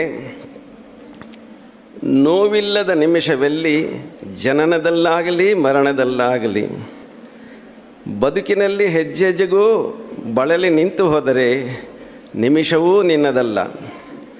ಬದುಕು ಅಂದರೆ ಘರ್ಷಣೆ, ನಿತ್ಯ ಘರ್ಷಣೆ. ನಿರಂತರ ಪ್ರಯತ್ನ ನಿನ್ನಲ್ಲಿ ಇದೆಯೋ, ನಿರಾಸೆಗೇ ನಿರಾಸೆ ಹುಟ್ಟುವುದಿಲ್ಲವೋ. ಅಂದರೆ ನಮ್ಮ ಪ್ರಯತ್ನ ಎಷ್ಟು ಜೋರಾಗಿರಬೇಕಂದ್ರೆ ನಿರಾಸೆಗೇ ನಿರಾಸೆ ಹುಟ್ಟಿಸಬೇಕು. ಆ ರೀತಿ ದೃಢ ಸಂಕಲ್ಪದಿಂದ ನಾವು ಕೆಲಸ ಮಾಡಬೇಕು. ಆದರೆ ನಾವು ಮಾಡೋಕ್ಕಾಗಲ್ಲ. ಏನೋ ಒಂದು ಕ್ಷಣದಲ್ಲಿ ಒಳ್ಳೆಯ ಉಪದೇಶಗಳನ್ನ ಪಡೆದು ಆಲೋಚಿಸ್ತೇವೆ, ಇನ್ನು ಮುಂದೆ ಹೀಗಿರಲ್ಲ, ನಾನು ಬೇರೆ ಆಗ್ತೀನಿ ಅಂತ ದೃಢ ಸಂಕಲ್ಪ ತಗೋತೀರ. ಮರುಕ್ಷಣ ಅದು ಹೊರಟೋಗುತ್ತೆ. ಯಾಕೆ? ನಮ್ಮ ಮನಸ್ಸು ಅನ್ನೋದು ಅದು ಭಾಗಗಳಿದ್ದಂಗೆ. ಒಂದು ಚೇತನ ಮನಸ್ಸು 10ನೇ ಒಂದು ಭಾಗ ಮಾತ್ರ ಅದು. ನಾವೆಲ್ಲ ಕೆಲಸ ಮಾಡೋದು ಅಲ್ಲಿ. ಇನ್ನು 10ನೇ 9 ಭಾಗ ಮನಸ್ಸು ಯಾವ್ಯಾವುದೋ ಸಂಸ್ಕಾರಗಳಿಂದ, ಯಾವ್ಯಾವುದೋ ಅಭ್ಯಾಸಗಳಿಂದ ತುಂಬಿರುತ್ತೆ. ಅದನ್ನು ನಮ್ಮನ್ನು ಬಿಡೋದಿಲ್ಲ. ಅದರ ಆ ಒಂದು ವಿರುದ್ಧ ಭಾವವನ್ನು ನಾವು ತಡೆಗಟ್ಟಿ ದೃಢ ಸಂಕಲ್ಪ ಮಾಡಿ ಮುಂದಕ್ಕೆ ಹೋಗಬೇಕು. ಅದಕ್ಕೆ ಬೇಕಾದಷ್ಟು ಆದರ್ಶಗಳಿವೆ. ಉದಾಹರಣೆಗೆ ನೋಡಿ, ಸಿದ್ಧಾರ್ಥ ರಾಜ್ಕುಮಾರನಾಗಿದ್ದ. ಅವನು ದುಃಖವನ್ನು, ರೋಗವನ್ನು, ಮುಪ್ಪನ್ನು ಎಲ್ಲ ಕಂಡು ಈ ದುಃಖಕ್ಕೆ ಕಾರಣವನ್ನು ಕಂಡುಹಿಡಿಯಬೇಕು, ಜಗತ್ತಿನಿಂದ ದುಃಖವನ್ನು ದೂರ ಮಾಡಬೇಕು, ನಾನು ದೂರನಾಗಬೇಕು, ಎಲ್ಲರೂ ದುಃಖದಿಂದ ಮುಕ್ತರಾಗಬೇಕು ಅಂತ ಸಂಕಲ್ಪ ತಗೊಂಡು ಅದಕ್ಕೆ ಮಾರ್ಗ ಕಂಡುಹಿಡಿಯೋದಕ್ಕೆ ಅರಣ್ಯಕ್ಕೆ ಹೋದ. 6 ವರ್ಷ ಜೋರಾಗಿ ತಪಸ್ಸು ಮಾಡಿದ, ಕಠಿಣ ತಪಸ್ಸು, ಯೋಗಾಭ್ಯಾಸ ಮಾಡಿದ. ಏನು ಫಲಿತವಾಗಲಿಲ್ಲ. ಯಾಕಂದರೆ ಅದೇ 10 ಭಾಗಗಳಲ್ಲಿ 9 ಮನಸ್ಸು, ಅವಚೇತನ ಮನಸ್ಸು, ಅದು ಸಹಕಾರ ಕೊಡಲಿಲ್ಲ. ಬೇಸತ್ತು ಬಿಟ್ಟ. ಇನ್ನು ನಾನು ಅಭ್ಯಾಸ ಮುಂದುವರಿಸೋದಿಲ್ಲ, ಇದರಿಂದ ಏನು ಪ್ರಯೋಜನ ಇಲ್ಲ ಅಂತ ತಿಳ್ಕೊಂಡು ವಾಪಸ್ ಹೋಗೋದ. ಹೋಗ್ತಾ ಹೋಗ್ತಾ ಅರಣ್ಯದಲ್ಲಿ ಅದೊಂದು ಜಲಪಾತ ಆಗ್ತಾಯಿತ್ತು, ದಾಹ ಆಗಿತ್ತು, ನೀರು ಕುಡಿಬೇಕು. ಮುಂದೆ ಹೋಗಿ ಕೆಳಗಡೆ ಈ ರೀತಿ ಬೊಗಸೆಯಲ್ಲಿ ನೀರು ಹಿಡ್ದ. ಕುಡಿಬೇಕು ಅಂತ ತಲೆನ ಬಗ್ಸ್ದಾಗ ನೋಡ್ತಾನೆ ಒಂದು ಬಂಡೆ ಕೆಳಗಡೆ, ಆ ನೀರು ಬೀಳ್ತಾ ಇರೋ ಬಂಡೆ, ಅದರಲ್ಲಿ ಒಂದು ನಾಲೆ ಕಾಲುವೆ ಥರ ಆಗೋಗ್ಬಿಟ್ಟಿದೆ. ಅವನಿಗೆ ಅರ್ಥ ಆಯಿತು, ನಿರಂತರವಾಗಿ ಆ ಮೃದುವಾದ ನೀರು ಕೆಳಗಡೆ ಬಿದ್ದು ಬಿದ್ದು ಬಿದ್ದು ಬಂಡೆಯನ್ನೇ ಕೊರೆದು ನಾಲೆ ಮಾಡಿಬಿಟ್ಟಿದೆ. ಅಂದರೆ ನನ್ನ ಮನಸ್ಸು ಬಂಡೆ ಅಂತಿದೆ, ಅದರ ಮೇಲೆ ಉಪದೇಶದ ಆ ನೀರನ್ನು ಹರಿಸಿ ಧ್ಯಾನದ ಅಭ್ಯಾಸವನ್ನು ಮಾಡಿ ಮಾಡಿ ಮಾಡಿ ನಾನು ನನ್ನ ಮನಸ್ಸನ್ನು ಆಧ್ಯಾತ್ಮಿಕ ಮಾರ್ಗದಲ್ಲಿ ಮುಂದುವರಿಸಿ ನಾನು ದರ್ಶನವನ್ನು ಪಡೆಯಬಲ್ಲೆ ಅಂತ ಒಂದು ಸಂಕಲ್ಪ ಬಂತು. ಮತ್ತೆ ಹೋಗಿ ತನ್ನ ಅಭ್ಯಾಸಗಳನ್ನು ಮಧ್ಯ ಮಾರ್ಗಕ್ಕೆ ಇಳಿಸಿ ಒಂದು ದಿನ ಸಂಕಲ್ಪ ಮಾಡ್ದ. ಏನಂತ? ಇಹೈವ ಶುಷ್ಯತು ಮೇ ಶರೀರಂ ಅಂತ. ಇಲ್ಲಿ ನನ್ನ ಶರೀರ ನಾಶವಾಗಿ ಹೋಗಲಿ, ನಾನು ಈ ಬೋಧಿ ಮರದ ಅಡಿಯಲ್ಲಿ ಕುಳಿತುಕೊಳ್ತೇನೆ, ಎಲ್ಲಿವರೆಗೂ ನನಗೂ ಬುದ್ಧತ್ವ ಪ್ರಾಪ್ತವಾಗುವುದಿಲ್ವೋ ಅಲ್ಲಿವರೆಗೂ ನನ್ನ ಮೇಲೆ ಹೇಳೋದಿಲ್ಲ ಅಂತ ಸಂಕಲ್ಪ ತಗೊಂಡು ಕುಳಿತ. ಎಷ್ಟೋ ಪ್ರಲೋಭನೆಗಳು ಬಂದವು, ಎಲ್ಲವನ್ನು ನಿವಾರಣೆ ಮಾಡಿ ಕೊನೆಗೆ ಬುದ್ಧತ್ವ ಪ್ರಾಪ್ತವಾಯಿತು. ಅದಕ್ಕೆ ಹೇಳ್ತಾರೆ, ಎಲ್ಲಿಯವರೆಗೆ ನಾವು ದೃಢ ಸಂಕಲ್ಪ ಮಾಡೋದಿಲ್ವೋ ನಮ್ಮಲ್ಲಿ ಏನೂ ಆಗಲ್ಲ. ಈ ಥರದ ಲೆಕ್ಚರ್ಸ್ ನೀವು ಕೇಳ್ತಾ ಇರ್ಬೋದು, ಚಪ್ಪಾಳೆ ತಟ್ಬೋದು, ಆದರೆ ಜೀವನದಲ್ಲಿ ಪರಿವರ್ತನೆ ಬೇಕು ಅಂತ ಎಲ್ಲಿವರೆಗೂ ನೀವು ದೃಢ ಸಂಕಲ್ಪ ಮಾಡಿ ಅದನ್ನು ಪಾಲಿಸೋದಿಲ್ವೋ ಅವೆಲ್ಲ ಬಂಡೆ ಮೇಲೆ ನೀರು ಹರಿದಂಗೆ. ಬಂಡೆ ಮೇಲೆ ನಾಲೆ ಆಗಬೇಕಾದ್ರೆ ಮತ್ತೆ ಮತ್ತೆ ಅದರಲ್ಲಿ ತೊಡಗಬೇಕು, ಕೇಳ್ತಾ ಇರಬೇಕು, ಅಭ್ಯಾಸ ಮಾಡಬೇಕು, ಪಾಲನೆ ಮಾಡಬೇಕು, ಆವಾಗಲೇ ಅದು ಸಾಧ್ಯ. ಜೀವನ ಅನ್ನೋದು ಅತ್ಯಲ್ಪ. ಅದರಲ್ಲಿ ಸಮಯ ನಷ್ಟ ಮಾಡದೆ ಈಗಲೇ ನಾವು ಕೆಲಸಕ್ಕೆ ಕೈ ಹಾಕಬೇಕು. ಕಬೀರ್ ದಾಸರು ಹೇಳ್ತಿದ್ರು, ಜೋ ಕರೆ ಕಲ್ ಸೋ ಕರೆ ಆಜ್. ನಾಳೆ ಮಾಡಬೇಕಾಗಿರೋದನ್ನ ಇವತ್ತೇ ಮಾಡಬೇಕು. ಜೋ ಕರೆ ಆಜ್ ಸೋ ಕರೆ ಅಬ್. ಇವತ್ತು ಮಾಡಬೇಕಾಗಿರೋದನ್ನು ಈಗಲೇ ಮಾಡಬೇಕು. ಆದರೆ ನೀವೆಲ್ಲ ಹೇಳೋದೇನೋ, ಜೋ ಕರೆ ಆಜ್ ಸೋ ಕರೆ ಕಲ್, ಜೋ ಕರೆ ಕಲ್ सो करे परसों, जीना है सालों भर, ಜಲ್ದಿ ಹೈ ಕ್ಯಾ ಪ್ಯಾರೆ. ಇವತ್ತು ಮಾಡಬೇಕಾಗಿರೋದನ್ನು ನಾಳೆ ಮಾಡು, ನಾಳೆ ಮಾಡಬೇಕಾಗಿರೋದನ್ನು ನಾಡಿದ್ದು ಮಾಡು. ಎಷ್ಟೋ ವರ್ಷ ಬದುಕಿರಬೇಕು, ಆತುರ ಯಾಕೆ? ಮಾಡ್ತಾಯಿರು, ನೀವು ಮಾಡಿದ್ರಾಯ್ತು. ಈ ಥರ ಮಾಡ್ತಾಯಿದ್ರೆ ಎಂದಿಗೂ ನಾವು ಏನು ಸಾಧಿಸೋಕ್ಕಾಗೋದಿಲ್ಲ. ರಂಗನಾಥನಂದೊಂದು ಮಾತು ಹೇಳ್ತಿದ್ರು, ಆಯಾರಾಮ್ ಗಯಾರಾಮ್, ಮನುಷ್ಯ ಬರ್ತಾನೆ ಹೋಗ್ತಾನೆ. ಯಾರು ಹೇಳ್ತಾರೆ ಈ ಮಾತು? ಜೀವನದಲ್ಲಿ ಏನು ಸಾಧಿಸಲಿಲ್ಲ ಅಂದರೆ ಆ ಮನುಷ್ಯ ಪ್ರಾಣಿಗಳಂತೆ ಬಂದ, ಒಂದಷ್ಟು ದಿವಸ ತಿಂದ ಉಂಡ, ಒಂದು ದಿವಸ ಹೋದ, ಏನೂ ಸಾಧಿಸಿಲ್ಲ. ಹಾಗಾದರೆ ಮನುಷ್ಯರಿಗೂ ನಮಗೂ ವ್ಯತ್ಯಾಸ ಏನು? ಏನಾದರೂ ಸಾಧಿಸಲೇಬೇಕು. ಇಷ್ಟೊಂದು ಶಕ್ತಿ ಇಲ್ಲಿದೆ. ನಮ್ಮ ವೇದಾಂತ ಏನು ಹೇಳುತ್ತೆ? ನೋಡು, ನಿನ್ನ ಕಣ್ಣು ನೋಡುತ್ತೆ, ಕಿವಿ ಆಲಿಸುತ್ತೆ, ಮೂಗು ಆಘ್ರಾಣಿಸುತ್ತೆ, ನಾಲಿಗೆ ರುಚಿ ನೋಡುತ್ತೆ, ಈ ಚರ್ಮ ಅನ್ನೋದು ಮೃದು ಸ್ಪರ್ಶ ಇತ್ಯಾದಿ ಕಂಡುಹಿಡಿಯುತ್ತೆ. ಇವೆಲ್ಲ ಒಂದೇ ಶಕ್ತಿಯಿಂದ ಕೆಲಸ ಮಾಡ್ತಿದೆ. ಇವೆಲ್ಲಗಳ ಹಿಂದೆ ಮನಸ್ಸಿದೆ. ಮನಸ್ಸಿನಿಂದ ಏನಿದೆ? ಆತ್ಮ ಚೈತನ್ಯ ಇದೆ. ಆತ್ಮ ಚೈತನ್ಯ, ಪ್ರತಿಯೊಬ್ಬರಲ್ಲೂ ಆತ್ಮ ಚೈತನ್ಯ ಇದೆ. ಅಲ್ಲಿಯೇ ಅನಂತ ಶಕ್ತಿ ಒದಗಿದೆ. ನಾವು ನಮ್ಮ ಇಲ್ಲಿ ನಡೀತಾ ಇರ್ತಕ್ಕಂಥ ಕಾರ್ಯಗಳನ್ನ ನೋಡಿದ್ರೆ ಸಾಕು, ಇದರ ಹಿಂದೆ ಎಷ್ಟು ದೊಡ್ಡ ಶಕ್ತಿ ಇದೆ. ಅದನ್ನು ಅರಿತುಕೊಂಡು ಪ್ರತಿ ಮನುಷ್ಯನೂ ಮುಂದಕ್ಕೆ ಹೋಗಬೇಕು, ತನ್ನ ಪ್ರಗತಿಯನ್ನು ಸಾಧಿಸಬೇಕು. ಆತ್ಮ ಚೈತನ್ಯವನ್ನು ಜೀವನದಲ್ಲಿ ಪ್ರಯೋಗಕ್ಕೆ ತರಬೇಕು. ಆವಾಗ ಆತ್ಮೋದ್ಧಾರ ಆಗುತ್ತೆ ಅಂತ ಹೇಳಿ ನನ್ನ ಮಾತುಗಳು ಮುಗಿಸ್ತೀನಿ. ಜೈ ಶ್ರೀರಾಮಕೃಷ್ಣ. ಮಾನವ ಜನ್ಮ ಅಮೂಲ್ಯವಾದ್ದು. ಅದನ್ನು ನಿಜವಾಗ್ಲೂ ಉಪಯೋಗ ಮಾಡ್ಕೋಬೇಕು ಅಂದರೆ ಆತ್ಮದ ಜ್ಞಾನವನ್ನು ಪಡ್ಕೋಬೇಕು ಅಂತ ಹೇಳ್ತಾ ಉದ್ಘಾಟನಾ ನುಡಿಗಳನ್ನು ಆಡಿದಂಥ ಶ್ರೀ ಸ್ವಾಮಿ ಹೃದಯಾನಂದಜಿ ಮಹಾರಾಜಿಯವರಿಗೆ ಧನ್ಯವಾದಗಳು. ಈಗ ಉಪನ್ಯಾಸ ಪೂಜ್ಯ ಸ್ವಾಮಿ ನಿರ್ಭಯಾನಂದ ಸರಸ್ವತಿ, ಅಧ್ಯಕ್ಷರು ರಾಮಕೃಷ್ಣ ವಿವೇಕಾನಂದ ಆಶ್ರಮ, ಗದಗ, ವಿಜಯಪುರ. ಸ್ವಾಮೀಜಿಯವ್ರ ಬಗ್ಗೆ ಮಾತಾಡೋದು ಮುಂಚೆ ನಾನು ವಿದ್ಯಾರ್ಥಿನಿಯರಲ್ಲಿ ಮನವಿ ಮಾಡ್ಕೊಳ್ತೀನಿ ಮತ್ತು ನನ್ನ ಅನುಭವ ಸ್ವಲ್ಪ ಹೇಳ್ತೀನಿ. ಯೂಟ್ಯೂಬಲ್ಲಿ ರಾತ್ರಿ ಸುಮ್ಮನೆ ಸ್ಪೀಚ್ ಅಂತ ಕೊಡ್ತಾ ಹೋದಾಗ ಸ್ವಾಮೀಜಿಯವರ ನಿರ್ಭಯಾನಂದ ಸರಸ್ವತಿಯವರ ಸ್ಪೀಚ್ ಕೇಳ್ತಾ ಇದ್ದೆ. ಅಲ್ಲಿ ಅವರು ಒಂದು ಸಲ ಕರಾಗ್ರೆ ವಸತೆ ಲಕ್ಷ್ಮಿ, ಕರಮಧ್ಯೆ ಸರಸ್ವತಿ, ಕರಮೂಲೆ ಸ್ಥಿತೇ ಗೌರಿ, ಪ್ರಭಾತ್ ಕರದರ್ಶನಂ ಅಂತ ಹೇಳೋದಕ್ಕೆ ಆ ಶ್ಲೋಕಕ್ಕೆ ಇಂದಿನ ವೈಜ್ಞಾನಿಕ ಪ್ರಸ್ತುತ ಅರ್ಥವನ್ನು ವಿವರಿಸ್ತಾ ಇದ್ದರು. ಆವತ್ತು ಕೇಳಿ ಸ್ವಾಮೀಜಿಯವ್ರಿಗೆ ಶರಣಾಗಿ ಹೋಗ್ಬಿಟ್ಟಿದೆ ಆ ಭಾಷಣಕ್ಕೆ, ಆ ನುಡಿಗಳಿಗೆ. ನೀವು ತಪ್ಪದೆ ಶಾಂತತೆಯಿಂದ ಮಾತುಗಳನ್ನು ಕೇಳಿಸ್ಕೊಂಡು ಯಾವ ಮಾತು ಬದುಕಿನ ಯಾವ ಗಳಿಗೆಯಲ್ಲಿ ನಮ್ಮನ್ನು ಮೇಲೆತ್ತಕ್ಕೆ ಸಹಾಯ ಮಾಡುತ್ತೋ ಗೊತ್ತಿಲ್ಲ, ಆ ಮಾತುಗಳು ನಿಮ್ಮಲ್ಲಿ ಸಂಗ್ರಹವಾಗಿರಲಿ, ಅವು ನಿಮಗೆ ಸ್ಫೂರ್ತಿ ಆಗ್ತವೆ. ಶಾಂತತೆಯಿಂದ ಕೇಳಿ ನೋಟ್ ಮಾಡ್ಕೊಳ್ಳೋಕ್ಕೆ ರಿಕ್ವೆಸ್ಟ್ ಮಾಡ್ಕೊಳ್ತಾ ಇದ್ದೆ. ಸ್ವಾಮೀಜಿಯವರಿಗೆ ಸ್ವಾಗತ. ಜನನೀಂ ಶಾರದಾಂ ದೇವೀಂ ರಾಮಕೃಷ್ಣಂ ಜಗದ್ಗುರುಂ ಪಾದಪದ್ಮೇ ತಯೋಶ್ರಿತ್ವ ಪ್ರಣಮಾಮಿ ಮುಹುರ್ಮುಹುಃ. ನಮಃ ಶ್ರೀ ಯತಿರಾಜಾಯ ವಿವೇಕಾನಂದ ಸೂರಯೇ ಸಚ್ಚಿತ್ ಸುಖಸ್ವರೂಪಾಯ ಸ್ವಾಮಿನೇ ತಾಪಹಾರಿಣೆ. ಮೂಕಂ ಕರೋತಿ ವಾಚಾಲಂ ಪಂಗುಂ ಲಂಘಯತೆ ಗಿರಿಂ ಯತ್ಕೃಪಾ ತಮಹಂ ವಂದೇ ಪರಮಾನಂದ ಮಾಧವಂ.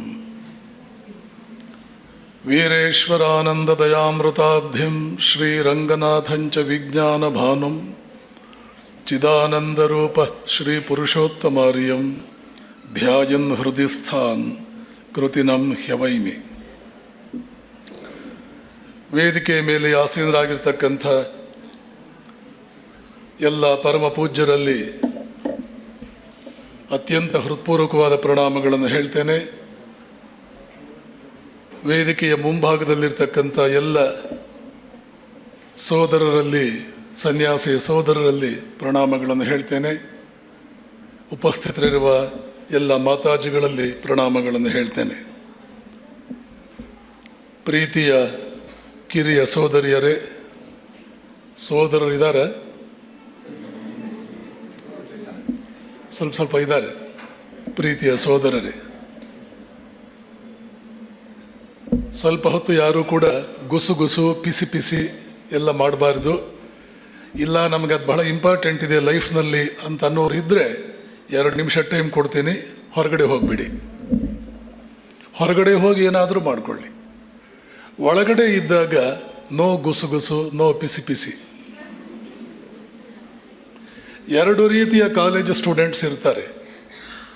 ನೀವು ಯಾವ ರೀತಿಯ ಕಾಲೇಜ್ ಸ್ಟೂಡೆಂಟ್ ಅನ್ನೋದನ್ನು ನೀವೇ ನಿರ್ಧರಿಸ್ಕೊಳ್ಳಿ. ಒಂದು ರೀತಿಯ ಕಾಲೇಜ್ ಸ್ಟೂಡೆಂಟ್ಸ್ ಇದ್ದಾರೆ, ಅವರಿಗೆ ಕಾಲೇಜ್ ಅಂತಂದರೆ ಕಾಲ ಕಳೆಯುವ ಏಜ್.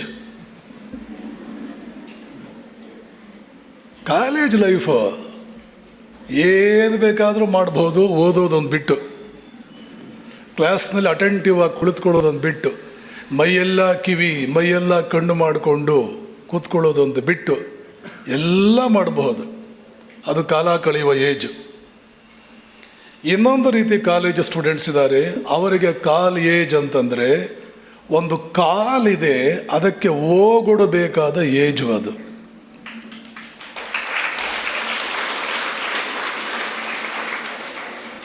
ಆ ಕಾಲ್ ಎಲ್ರಿಗೂ ಅರ್ಥವಾಗಲ್ಲ. ಒಬ್ಬ ಮಹಾನುಭಾವ ಆ ಕಾಲ್ ಅರ್ಥ ಮಾಡಿಕೊಂಡೆ. ಆ ಕಾಲು ಕೇಳಿದ ಮೇಲೆ ಅವನಲ್ಲಿ ಏನೇನು ಬದಲಾವಣೆಗಳಾಯಿತು, ಏನಾಯಿತು, ಅದನ್ನೆಲ್ಲ ಅಮೇರಿಕನ್ನರಿಗೆ ಅರ್ಥವಾಯಿತು, ಭಾರತೀಯರಿಗೆ ಅರ್ಥವಾಗಲಿಲ್ಲ. ಆ ಕಾಲು ಕೇಳಿದ ಮೇಲೆ ಅನ್ನಿಸ್ತು, ಏನನ್ನಿಸ್ತು ಗೊತ್ತಾ, ನನ್ನಷ್ಟು ಭಾಗ್ಯವಂತರು ಯಾರು? ಆ ಹುಡುಗನಿಗೆ ಅನ್ನಿಸ್ತು, ನನ್ನಷ್ಟು ಭಾಗ್ಯವಂತರು ಯಾರು? ಯಾಕೆ? ನಾನು ಸಾಮಾನ್ಯ ದೇಶದಲ್ಲಿ ಹುಟ್ಟಿದ್ದೀನ, ನನ್ನ ಪರಂಪರೆ ಸಾಮಾನ್ಯವಾದದ್ದ, ನನ್ನ ರಕ್ತ ಸಾಮಾನ್ಯವಾದದ್ದ, ನಾನು ನಡೆದಾಡುವ ಭೂಮಿ, ಕುಡಿಯುವ ನೀರು ಇವೆಲ್ಲ ಸಾಮಾನ್ಯವಾದದ್ದ. ಇಷ್ಟು ಹೆಮ್ಮೆ ಬಂತು ತನ್ನ ಪರಂಪರೆಯ ಬಗ್ಗೆ, ತನ್ನ ಹಿನ್ನೆಲೆ ಬಗ್ಗೆ, ತನ್ನ ಬಗ್ಗೆ. ಆ ಹೆಮ್ಮೆ, ಆ ಹಿನ್ನೆಲೆಯ ಬಗ್ಗೆ ಕುರಿತು ಮಾತನಾಡುವಾಗೆಲ್ಲ ಅದ್ಭುತ ಸಿಂಹದ ಗರ್ಜನೆಯಂತೆ ಅದು ತನ್ನ ಶಕ್ತಿ ವೈಭವಗಳನ್ನು ಸಂಪೂರ್ಣವಾಗಿ ಮೈದುಂಬಿ ಕೇಳುಗರ ಮೇಲೆ ಪರಿಣಾಮವನ್ನು ಬೀರ್ತಿತ್ತು. ಪಾಶ್ಚಿಮಾತ್ಯರು ಹೇಳ್ತಾರೆ, ವಿವೇಕಾನಂದರ ಬಾಯಿನಲ್ಲಿ ಮೈ ಕಂಟ್ರಿ ಅಂತ ಬರುವಾಗ ಆ ಟೋನೇ ಬೇರೆ ಇರ್ತಿತ್ತು. ವಿವೇಕಾನಂದರ ಬಾಯಿನಲ್ಲಿ ಮೈ ಕಂಟ್ರಿ. ಎಷ್ಟೋ ಭಾಷಣಗಳನ್ನು ಕೇಳಿದ್ರವರು, 9 ಪುಸ್ತಕಗಳಿದೆ ಆ ಭಾಷಣಗಳು. ಆದರೆ ಹೇಳ್ತಾರೆ ಅವ್ರ ಶಿಷ್ಯರು, ಒಂದು ಸಣ್ಣ ಪದದಲ್ಲಿ ಅಷ್ಟು ಭಾವಗಳನ್ನು ತುಂಬಿಸಬಹುದಾ? ಹೆಮ್ಮೆ, ಖುಷಿ, ಪರಾಕ್ರಮ, ಪೌರುಷ, ನೋವು, ಸ್ವಲ್ಪ ಮಟ್ಟಿಗೆ ನೋವು, ಹೀಗೆ 100 ಭಾವನೆಗಳನ್ನು ಒಂದು ಸಣ್ಣ ಟೋನ್ನಲ್ಲಿ, ಒಂದು ಸಣ್ಣ ಪದದಲ್ಲಿ ತುಂಬಿಸಬಹುದು ಅಂತ ನಮ್ಗೆ ಅರ್ಥವಾಗಿದ್ದೇ ವಿವೇಕಾನಂದರ ಬಾಯಿಂದ ಮೈ ಕಂಟ್ರಿ ಅನ್ನುವ ಪದ ಉಚ್ಚರಿಸಲ್ಪಡುತ್ತಿದ್ದಾಗ. ನಾವೆಲ್ಲ ದಡ್ರು, ನಮಗೆ ಕಾಲೇಜು ಅಂದರೆ ಕಾಲ ಕಳೆಯುವ ಏಜು. ಅದಕ್ಕೆ ನಾವು ರೆಸ್ಪಾಂಡ್ ಮಾಡಬಹುದಾದ ಏಜು ಅಂತ ನಾವು ಅಂದ್ಕೊಳ್ಳೇ ಇಲ್ಲ. ಸ್ಕಾಟಿಷ್ ಚರ್ಚ್ ಕಾಲೇಜಿನಲ್ಲಿ, ಕಲ್ಕತ್ತೆಯ ಪ್ರೆಸಿಡೆನ್ಸಿ ಕಾಲೇಜಿನಲ್ಲಿ ಸ್ಟೂಡೆಂಟ್ ಆಗಿದ್ದ ನರೇಂದ್ರನಾಥನಿಗೆ ಅದು ಅರ್ಥವಾಯಿತು, ಏನದು ಕಾಲು. ಇವತ್ತಿಗೂ ಆ ಕಾಲಿದೆ. ಏನು ಆ ಕಾಲು? ಎಷ್ಟು ಅದ್ಭುತವಾಗಿತ್ತು ನನ್ನ ದೇಶ, ಈ ಭಾರತ. ಈ ದುಸ್ಥಿತಿ ಯಾಕೆ ಬಂತು? ಇದಕ್ಕೆ ಯಾರೂ ಕಾರಣರಲ್ಲ, ನಾವೇ. ಪ್ರಕಾಶಾನಂದ ಹೇಳಿದರು, ಕಲ್ಕತ್ತೆಯ ಕನ್ಯಾಕುಮಾರಿಯ ಆ ಬಂಡೆ ಮೇಲೆ ಈಜುಕೊಂಡು ಹೋಗಿದ್ದು, ಹಡಗಿನಲ್ಲಿ ಕುಳಿತುಕೊಂಡು, ದೋಣಿಯಲ್ಲಿ ಕುಳಿತುಕೊಂಡು ಹೋಗಿದ್ದಲ್ಲ. ವಿವೇಕಾನಂದರು ಇದ್ದ ಕಾಲಕ್ಕೆ ಆ ಬಂಡೆಯಿಂದ ಈ ತೀರಕ್ಕೆ 1 ಮೈಲಿ ಇತ್ತು ದೂರ. ಆ ಮೈಲಿ ಈಜುಕೊಂಡು ಹೋಗಿದ್ದು. ಸಮುದ್ರದಂತಹ ಅಲೆಗಳು, ಬೆಟ್ಟದಂತಹ ಅಲೆಗಳು, ಶಾರ್ಕ್ ಮೀನುಗಳು, ಮೊಸಳೆಗಳು ಈಜುಕೊಂಡು ಹೋಗಿದ್ದು. ಯಾಕೆ ಈಜುಕೊಂಡು ಹೋಗಿದ್ದು? ಕೈಯಲ್ಲಿ ದುಡ್ಡಿಲ್ಲ ಬೋಟ್ನಲ್ಲಿ ಹೋಗೋಣ ಅಂದರೆ. ಒಳಗಡೆ ಒಂದು ದೊಡ್ಡ ದಾವಾನಲ, ದೊಡ್ಡದೊಂದು ಒಳಗಡೆ ಒಂದು ದಾವಾನಲ ಉರಿತಾ ಇದೆ, ಬೆಂಕಿ ಉರಿತಾ ಇದೆ. ನನ್ನ ದೇಶದ ದುಸ್ಥಿತಿ ಯಾಕೆ? ನನ್ನ ದೇಶಕ್ಕೆ ಈ ದುಸ್ಥಿತಿ ಯಾಕೆ? ನನ್ನ ದೇಶಕ್ಕೆ ದುಸ್ಥಿತಿ ಯಾಕೆ? He knew the past of India. ವೇದ ಕಾಲದಿಂದ ಮೊನ್ನೆವರೆಗೆ ಇಂಡಿಯಾ ದೇವತೆಗಳು ನಾಚಬೇಕು, ಅಂಥ ಅದ್ಭುತವಾದ ದೇಶವಾಗಿತ್ತು. ಇಂಥ ದುಸ್ಥಿತಿ ಯಾಕೆ ಬಂತು ನನ್ನ ದೇಶಕ್ಕೆ? ತಮಗಾಗಿ ಅವರು ಯೋಚನೆ ಮಾಡಲಿಲ್ಲ. ತಮಗಾಗಿ ಅವರು ಯೋಚನೆ ಒಂದು ನ್ಯಾಯಪೇಸೆ ಮಾಡಲಿಲ್ಲ. ಅವರು ಮನಸ್ಸು ಮಾಡಿದ್ದಿದ್ರೆ ಹಾರ್ವರ್ಡ್ ಯೂನಿವರ್ಸಿಟಿನಲ್ಲಿ ಒಂದು ಉಪನ್ಯಾಸ ಕೇಳಿ 2 ಪ್ರೊಫೆಸರ್ ಪೋಸ್ಟ್ ಕೊಟ್ಟರು. ಇವತ್ತು ಅಮೆರಿಕದ ಯಾವುದೋ ಕಾಲೇಜಲ್ಲಿ ಓದೋದಕ್ಕೆ ಹೋದರೆ, ನಮ್ಮ ಹುಡುಗ ಓದೋದಕ್ಕೆ ಹೋದ ಅಂತಂದರೆ ಅವ್ರು ಎದುರುಗಡೆ ಮನೆಯವ್ರನ್ನ ಮಾತನಾಡ್ಸೋಕ್ಕಾಗಲ್ಲ. ಯಾವುದೋ ಒಂದು ಊರಿನಲ್ಲಿ ಒಂದು ಹುಡುಗಿಗೆ ಅಮೆರಿಕದಲ್ಲಿರೋ ಹುಡುಗ ಫಿಕ್ಸ್ ಆದನಂತೆ ಮದುವೆಗೆ. ಅಮೆರಿಕದ ಹುಡುಗ ಫಿಕ್ಸ್ ಆದ ಮಾರನೇ ದಿವಸದಿಂದ ಅವಳು ಮಾತನಾಡೋ ಕನ್ನಡ ಸ್ಟೈಲೇ ಚೇಂಜ್ ಆಗಿಬಿಡ್ತಂತೆ. ಅಮೆರಿಕದಲ್ಲಿ ಕೆಲಸಕ್ಕಿದ್ದಾನೆ, ಎಲ್ಲೋ ಕೆಲಸ ಮಾಡ್ತಾ ಇದ್ದಾನೆ ಅಂತಂದರೆ ಇವಳು ಮಾತನಾಡೋ ಸ್ಟೈಲೇ ಚೇಂಜ್ ಆಗುತ್ತೆ. ಒಂದು ಉಪನ್ಯಾಸ ಕೇಳಿದ್ರು, 30 ವರ್ಷದ ಹುಡುಗ ಇನ್ನೂ ಹಾಲು ಕೆನ್ನೆ ಪೂರ್ತಿ ಬಲ್ತಿಲ್ಲ, ಮೀಸೆ ಸರಿಯಾಗಿ ಮೂಡಿಲ್ಲ. ಆ ವಯಸ್ಸಿನಲ್ಲಿ 30 ವರ್ಷ ವಯಸ್ಸಿನಲ್ಲಿ ಇವತ್ತು ನಮ್ಮ ಹುಡುಗರು ಹೇಗಿರ್ತಾರೆ? ಒಂದು ಉಪನ್ಯಾಸ ಕೇಳಿದ್ದು, 2 ಪೋಸ್ಟ್ಗಳನ್ನು ಕೊಟ್ಟರು. President, Harvard University president, he was offer 2 post. 2 ಪ್ರೊಫೆಸರ್ಗಳ ಪೋಸ್ಟ್, ಲೆಕ್ಚರರು, ರೀಡರು ಅವೆಲ್ಲ ಅಲ್ಲ, ನೇರವಾಗಿ ಪ್ರೊಫೆಸರ್. 30 ವರ್ಷ ಸರ್ವಿಸ್ ಆದವರು ಸಿಗುವ ಪೋಸ್ಟ್ಗಳದು ನೇರವಾಗಿ 2 ಕೊಟ್ಟರು. Professor in the department of eastern religions, professor in the department of Sanskrit studies. ಎಲ್ಲಿ? ಹಾರ್ವರ್ಡ್ ಯೂನಿವರ್ಸಿಟಿನಲ್ಲಿ. ಆ ದೇಶದ ಅತ್ಯಂತ ಶ್ರೀಮಂತ ಮನೆತನದ ಹುಡುಗಿ ಬಂದು, ನಮ್ಮ ಅಪ್ಪಂದು ದೊಡ್ಡ ಆಸ್ತಿ ಇದೆ, ಅಪ್ಪನ ಆಸ್ತಿ, ನಾನೊಬ್ಬಳೇ ಮಗಳು, ಸರ್ವಸ್ವವೂ ನಿಮ್ಮ ಪಾದಕ್ಕೆ ಒಪ್ಕೊಳ್ತೀನಿ, ನನ್ನನ್ನು ಒಪ್ಕೊಳ್ಳಿ, ನನ್ನನ್ನು ತಗೊಳ್ಳಿ. 31 ವರ್ಷದ ಹುಡುಗನ ಕೇಳ್ತಾಳೆ. ಅವಾಗ ಹೇಳ್ತಾರೆ, ಸಾಧ್ಯವಿಲ್ಲ, ನನ್ನ ಮನಸ್ಸನ್ನು ನನ್ನ ಗುರುಗಳು ಕೊಟ್ಬಿಟ್ಟಿದ್ದೀನಿ, ಅದನ್ನು ತೆಗೆದು ಇನ್ಯಾರಿಗೂ ಕೊಡೋದಕ್ಕಾಗೋದಿಲ್ಲ. ಹೀಗೆಲ್ಲ ಮಾತಾಡ್ತಾನೆ ಆ ವಯಸ್ಸಿನ ಹುಡುಗ. ಅದು ಕಾಲ್ ಅಂದರೆ ಯಾವುದು? ಹೀಗೋ ಬದುಕಬೇಕಾಗಿರೋದು ಹುಡುಗರು.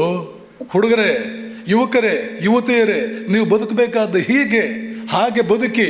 Power will come. ಸ್ವಾಮೀಜಿ ಹೇಳಿದ್ರು, Hridayanandaji, power will come, purity will come, glory will come, goodness will come, everything that is excellent will come. Once the sleeping soul is roused to self conscious activity. ಮಲಗಿರುವ ಸಿಂಹವನ್ನು ಎಬ್ಬಿಸಬೇಕು. ಉತ್ತಿಷ್ಠತ ಜಾಗೃತ. ಈಗ ನಿಮಗೆ ಜಾಗೃತಿ ಮೂಡಿಸೋದಕ್ಕೆ ಈ ಕಾರ್ಯಕ್ರಮ ಮಾಡ್ತಾ ಇರೋದು. ಜಾಗೃತಿ ಅಂದರೆ ಏನು? ಹೇಳೋದು ಅಂತ. ಜಾಗೃತ ಅಂತಂದರೆ ಹೇಳಿ, ಜಾಗೃತಿ ಎಬ್ಬಿಸುವುದು. ಎಬ್ಬಿಸುವುದು ಅನ್ನೋ ಪದದ ಜೊತೆಗೇನೆ ಒಂದು ಅರ್ಥ ಇದೆ. ಬಹುಶಃ ಮಲಗಿರಬೇಕು. ಮಲಗಿರೋರ್ನ ಎಬ್ಬಿಸ್ತಾರೆ ಹೊರತು ಎದ್ದಿರೋರ್ನ ಯಾರು ಎಬ್ಬಿಸ್ತಾರೆ? ಎಬ್ಬಿಸಬೇಕು, ಜಾಗೃತಗೊಳಿಸಬೇಕು. ದೇಶವನ್ನು ಜಾಗೃತಗೊಳಿಸಬೇಕು ಅಂದರೆ ಅರ್ಥ ಏನು? ಎಬ್ಬಿಸಬೇಕು. ಏನು ಎಬ್ಬಿಸೋದು ಅಂದರೆ ಅರ್ಥ? ದಿನ ಬೆಳಗ್ಗೆ ಹೇಳ್ತೀವಿ, ಅದು ಹಾಗಲ್ಲ. ಅದು ಎಬ್ಬಿಸೋದಿಲ್ಲ. ಎದ್ದಿದ್ದು ಶರೀರ, ಎದ್ದಿದ್ದು ಕಣ್ಣು, ಹೆಚ್ಚಂದರೆ ಮನಸ್ಸು. ಇವೆರಡು ಎದ್ದರೆ ಸಾಲದು. ಒಳಗಡೆ ಬುದ್ಧಿ ಅಂತಿದೆ, ಒಳಗಡೆ ಆತ್ಮ ಅಂತಿದೆ. ನೆನಪಿಟ್ಕೊಳ್ಳಿ, ಬುದ್ಧಿ ಮತ್ತು ಆತ್ಮ. ಜಗತ್ತಿನ ಶ್ರೇಷ್ಠ ಬುದ್ಧಿವಂತನಿಗೆ ಅವನ ಬುದ್ಧಿಯನ್ನು ರಿಫ್ಲೆಕ್ಟೆಡ್ ಲೈಟ್ಗೆ ಹೋಲಿಸಬಹುದು. ಒಂದು ಕೋಣೆಯಲ್ಲಿ ಒಂದು ಮಿರರ್ ಇದೆ, ದೊಡ್ಡ ಮಿರರ್ ಇದೆ. ಸನ್ಲೈಟ್ ಅದರ ಮೇಲೆ ಬೀಳುತ್ತೆ, ಅದರಿಂದ ಲೈಟ್ ರಿಫ್ಲೆಕ್ಟ್ ಆಗುತ್ತೆ. ಇಡೀ ಹಾಲೇ ಇಲ್ಯೂಮಿನ್ ಆಗುತ್ತೆ. ರಿಫ್ಲೆಕ್ಟೆಡ್ ಲೈಟ್ಸ್ ಹಾಕಿ, ಯಾವ ಬಲ್ಬು ಬೇಡ, ಎಂಥದ್ದು ಬೇಡ. ಎಲ್ಲಾದರೂ ಒಂದು ಕಡೆ ಹಿಂದಿನ ಕಾಲದಲ್ಲಿ ಗವಾಕ್ಷಿ ಮಾಡ್ತಾಯಿದ್ರು. ಆ ಗವಾಕ್ಷಿಯಿಂದ ಬರೋ ಲೈಟ್ಸ್, ಅದು ನೇರವಾದ ಲೈಟು. ಆ ಲೈಟು ಬೇಡ, ಗವಾಕ್ಷಿಯಿಂದ ಬರೋ ಲೈಟು ದೊಡ್ಡ ಮಿರರ್ ಮೇಲೆ ಬಿದ್ದು ಆ ಮಿರರಿಂದ ಲೈಟ್ ರಿಫ್ಲೆಕ್ಟ್ ಆದರೆ ಆ ಕೋಣೆಗೆ ಸಾಕು, ಇನ್ಯಾವ ಲೈಟು ಬೇಕಾಗಿಲ್ಲ. ಬುದ್ಧಿ ಅನ್ನುವಂಥದ್ದು ರಿಫ್ಲೆಕ್ಟೆಡ್ ಲೈಟ್. ಆದರೆ ಬುದ್ಧಿ ಸ್ವಂತ ಅದ್ರ ಹತ್ರ ಯಾವ ಲೈಟು ಇಲ್ಲ, ಯಾವ ಶಕ್ತಿಯೂ ಇಲ್ಲ. ಬುದ್ಧಿನಲ್ಲಿ ಯಾವ ಶಕ್ತಿಯೂ ಇಲ್ಲ. ಬುದ್ಧಿ ಅನ್ನುವಂಥದ್ದು ಜಡವಸ್ತು, ಮಣ್ಣಿದ್ದ ಹಾಗೆ. ಬಯಾಲಜಿ ಓದಿದ್ರೆ ಗೊತ್ತಾಗುತ್ತೆ. ವಿವೇಕಾನಂದರ ಚಿಂತನೆ, ಪರಮಪೂಜ್ಯ ರಂಗನಾಥಾನಂದಜಿ ಚಿಂತನೆ ಓದಿದ್ರೆ ಇನ್ನೂ ಚೆನ್ನಾಗಿ ಅರ್ಥ. ಏಕೆಂದರೆ ಪಾಶ್ಚಾತ್ಯ ವಿಜ್ಞಾನಿಗಳ ಸಾರವನ್ನೇ ತೆಗೆದಿಡ್ತಾರೆ ರಂಗನಾಥಾನಂದಜಿ. ವಿವೇಕಾನಂದರಂತೂ ಸ್ವಯಂ ಅವರೇ ಎಲ್ಲ ವಿಜ್ಞಾನಿಗಳಿಗೆ ಸಮ, ಎಲ್ಲ ಫಿಲಾಸಫರ್ಸ್ಗೆ ಸಮ. ಗಂಡು ಸರಸ್ವತಿ, ಪುರುಷ ಸರಸ್ವತಿ ಅವ್ರು ಹೇಳಿದ್ದಾರೆ ಅಂದರೆ ಮುಗೀತು, ದಟ್ ಈಸ್ ಫೈನಲ್. ಬುದ್ಧಿ ಎನ್ನುವಂಥದ್ದು ರಿಫ್ಲೆಕ್ಟೆಡ್ ಲೈಟ್. ಇವತ್ತು 2 ನೋಬೆಲ್ ಪ್ರಶಸ್ತಿ ಪಡ್ಕೊಂಡಿರುವ ಐನ್ಸ್ಟೈನ್, 2 ನೋಬೆಲ್ ಪ್ರಶಸ್ತಿ ಪಡ್ಕೊಂಡಿರುವ ಮೇಡಮ್ ಕ್ಯೂರಿ, ಸ್ಟೀಫನ್ ಹಾಕಿಂಗ್ಸ್, ಇವರೆಲ್ಲ ದಿಗ್ಗಜಗಳು, ಬೌದ್ಧಿಕ ವಲಯದಲ್ಲಿ ದಿಗ್ಗಜಗಳು. ಇವರೆಲ್ಲರೂ ನಮಗೆ ಕೊಟ್ಟಿರೋದು, ಜಗತ್ತಿಗೆ ಕೊಟ್ಟಿರೋದು ರಿಫ್ಲೆಕ್ಟೆಡ್ ಲೈಟ್. ಆದರೆ ರಿಫ್ಲೆಕ್ಟೆಡ್ ಲೈಟೇ ಈ ಎಲೆಕ್ಟ್ರಿಸಿಟಿ, ಈ ಮೈಕು, ಈ ಕಂಪ್ಯೂಟರು, ಈ ಮೊಬೈಲು, ಈ ಏರೋಪ್ಲೇನ್, ಈ ಸ್ಯಾಟಲೈಟ್. ಮೊನ್ನೆ ತಾನೇ ಹೊಸದಾಗಿ ಒಂದು ನೆಬ್ಯುಲಾ ಸಿಕ್ಕಿದೆ. ಹೊಸದಾಗಿ ಸಿಕ್ಕಿರೋ ನೆಬ್ಯುಲಾ ನಾಸಾ ಒಂದು ಕೊಟ್ಟಿದೆ. ಇದೆಲ್ಲ ಅದ್ಭುತಗಳನ್ನು ರಿಫ್ಲೆಕ್ಟೆಡ್ ಲೈಟೇ ಮಾಡ್ತಾ ಇರಬೇಕಾದ್ರೆ ಒರಿಜಿನಲ್ ಲೈಟ್ ಹೇಗಿರಬಹುದು? ಒರಿಜಿನಲ್ ಲೈಟ್ ಅಂದರೆ ಯಾವುದು? ಒಳಗಿರುವ ಆತ್ಮ. ರಿಫ್ಲೆಕ್ಟೆಡ್ ಲೈಟಿಂದ PhD ಮಾಡಿಬಿಡ್ತೀವಿ, ಮತ್ತೊಂದು ಮಾಡ್ತೀವಿ, ಮಗದೊಂದು ಮಾಡ್ತೀವಿ. ಆದರೆ ಭಾರತ ಮಾತೆ, ಭಾರತೀಯ ಪರಂಪರೆ, ಭಾರತೀಯ ಸಂಸ್ಕೃತಿ ಹೇಳುತ್ತೆ, ರಿಫ್ಲೆಕ್ಟೆಡ್ ಲೈಟ್ ಎಷ್ಟೇ ಆಗಲಿ ರಿಫ್ಲೆಕ್ಟೆಡ್ ಲೈಟ್ ಕಣೋ, aim at the original light. ಉಪನಿಷತ್ತುಗಳ ಉದ್ದಕ್ಕೂ ಬರುವಂತಹ ಕರೆ, ಕಾಲ್ ಆಫ್ ದಿ ನೇಷನ್. ಕಾಲಿಗೆ ರೆಸ್ಪಾಂಡ್ ಮಾಡಬೇಕು. ಏಜ್ ಹುಡುಗರು ಕಾಲಿಗೆ ರೆಸ್ಪಾಂಡ್ ಮಾಡಬೇಕಾದ ಏಜು ಕಾಲೇಜ್ ಅಂತ ಹೇಳ್ತಾ ಇದ್ದೀನಲ್ಲ. ಈ ಉಪನಿಷತ್ತುಗಳ ಭಾರತ ಮಾತೆಯ ಏನು ಅಂದರೆ aim at the original light, aim at the sun. ಇದಕ್ಕೆ ನಾವು ಎಷ್ಟು ಮಾತ್ರ ರೆಸ್ಪಾಂಡ್ ಮಾಡ್ತಾ ಇದ್ವಿ? ರಿಫ್ಲೆಕ್ಟೆಡ್ ಲೈಟ್ ಇಷ್ಟು ಅದ್ಭುತ. ಇದೆಲ್ಲ ವಿವೇಕಾನಂದರ ಚಿಂತನೆ ಓದಿದರೆ ಮಾತ್ರ ತಿಳಿಯೋದು. ನೀವು ಏನೇ ಲಾಗ ಹೊಡೆದ್ರು ಇವೆಲ್ಲ ಅರ್ಥವಾಗಲ್ಲ. ರವಿ ಚನ್ನಣ್ಣವ್ರ ಬಗ್ಗೆ ನೀವೆಲ್ಲ ಕೇಳಿದ್ದೀರಿ. ಭಿಕ್ಷುಕ ಹುಡುಗ ಅವನು. ಬಾರ್ ಆ್ಯಂಡ್ ರೆಸ್ಟೋರೆಂಟ್ನಲ್ಲಿ ಯಾರಾದರೂ ತಟ್ಟೆಯಲ್ಲಿ ಉಳಿಸಿರೋ ಅನ್ನ ತಿಂದು ಹೊಟ್ಟೆ ತುಂಬಿಸ್ಕೋಬೇಕು ಅಂಥ ಸ್ಥಿತಿ ಅವನಿಗೆ. ಹೊಟ್ಟೆ ತುಂಬ ಊಟ ಲೈಫ್ನಲ್ಲಿ ಮಾಡಲಿಲ್ಲ. IPS ಪಾಸ್ ಆಗೋವರೆಗೂ ಹೊಟ್ಟೆ ತುಂಬ ಊಟ ಮಾಡಲಿಲ್ಲ ಅವನು. ಭಿಕ್ಷುಕ ಹುಡುಗ ಫಸ್ಟ್ ಅಟೆಂಪ್ಟ್ನಲ್ಲಿ IPS ಪಾಸ್ ಆದ. ಹೊಟ್ಟೆ ತುಂಬ ಊಟ ತಿನ್ನಬೇಕು ಅಂತ ಬಾರ್ನಲ್ಲಿ ಕೆಲಸಕ್ಕೆ ಸೇರಿಕೊಂಡು, ಯಾಕಂದರೆ ಬಾರಿಗೆ ಊಟ ಹೋಗೋರು ತಟ್ಟೆಲಿರೋ ಎಲ್ಲ ತಿನ್ನಲ್ಲ, ಅರ್ಧಂಬರ್ಧ ಬಿಟ್ಬಿಡ್ತಾರೆ. ಅದನ್ನು ತಿಂದಾದರೂ ಹೊಟ್ಟೆ ತುಂಬಿಸ್ಕೊಳ್ಳ. ಆದರೆ ವಿವೇಕಾನಂದರ ಚಿಂತನೆಗಳನ್ನು ತೊಗೊಂಡ ಒಂದು 3-4 ಪುಸ್ತಕ, gospel of strength, instant inspiration ಇತ್ಯಾದಿ 4 ಪುಸ್ತಕ ತೊಗೊಂಡ. ರಾಮಕೃಷ್ಣ ಆಶ್ರಮದ ಜೊತೆ ಸಂಪರ್ಕ ಇಟ್ಕೊಂಡ. ಇವೆರಡನ್ನೂ ಕೂಡ ಅಂಡರ್ಲೈನ್ ಮಾಡಿ. 4 ವಿವೇಕಾನಂದರ ಪುಟ್ಟ ಪುಸ್ತಕಗಳನ್ನು ಓದಿದ, ರಾಮಕೃಷ್ಣ ಆಶ್ರಮದ ಜೊತೆ ಸಂಪರ್ಕವನ್ನು ಇಟ್ಕೊಂಡ.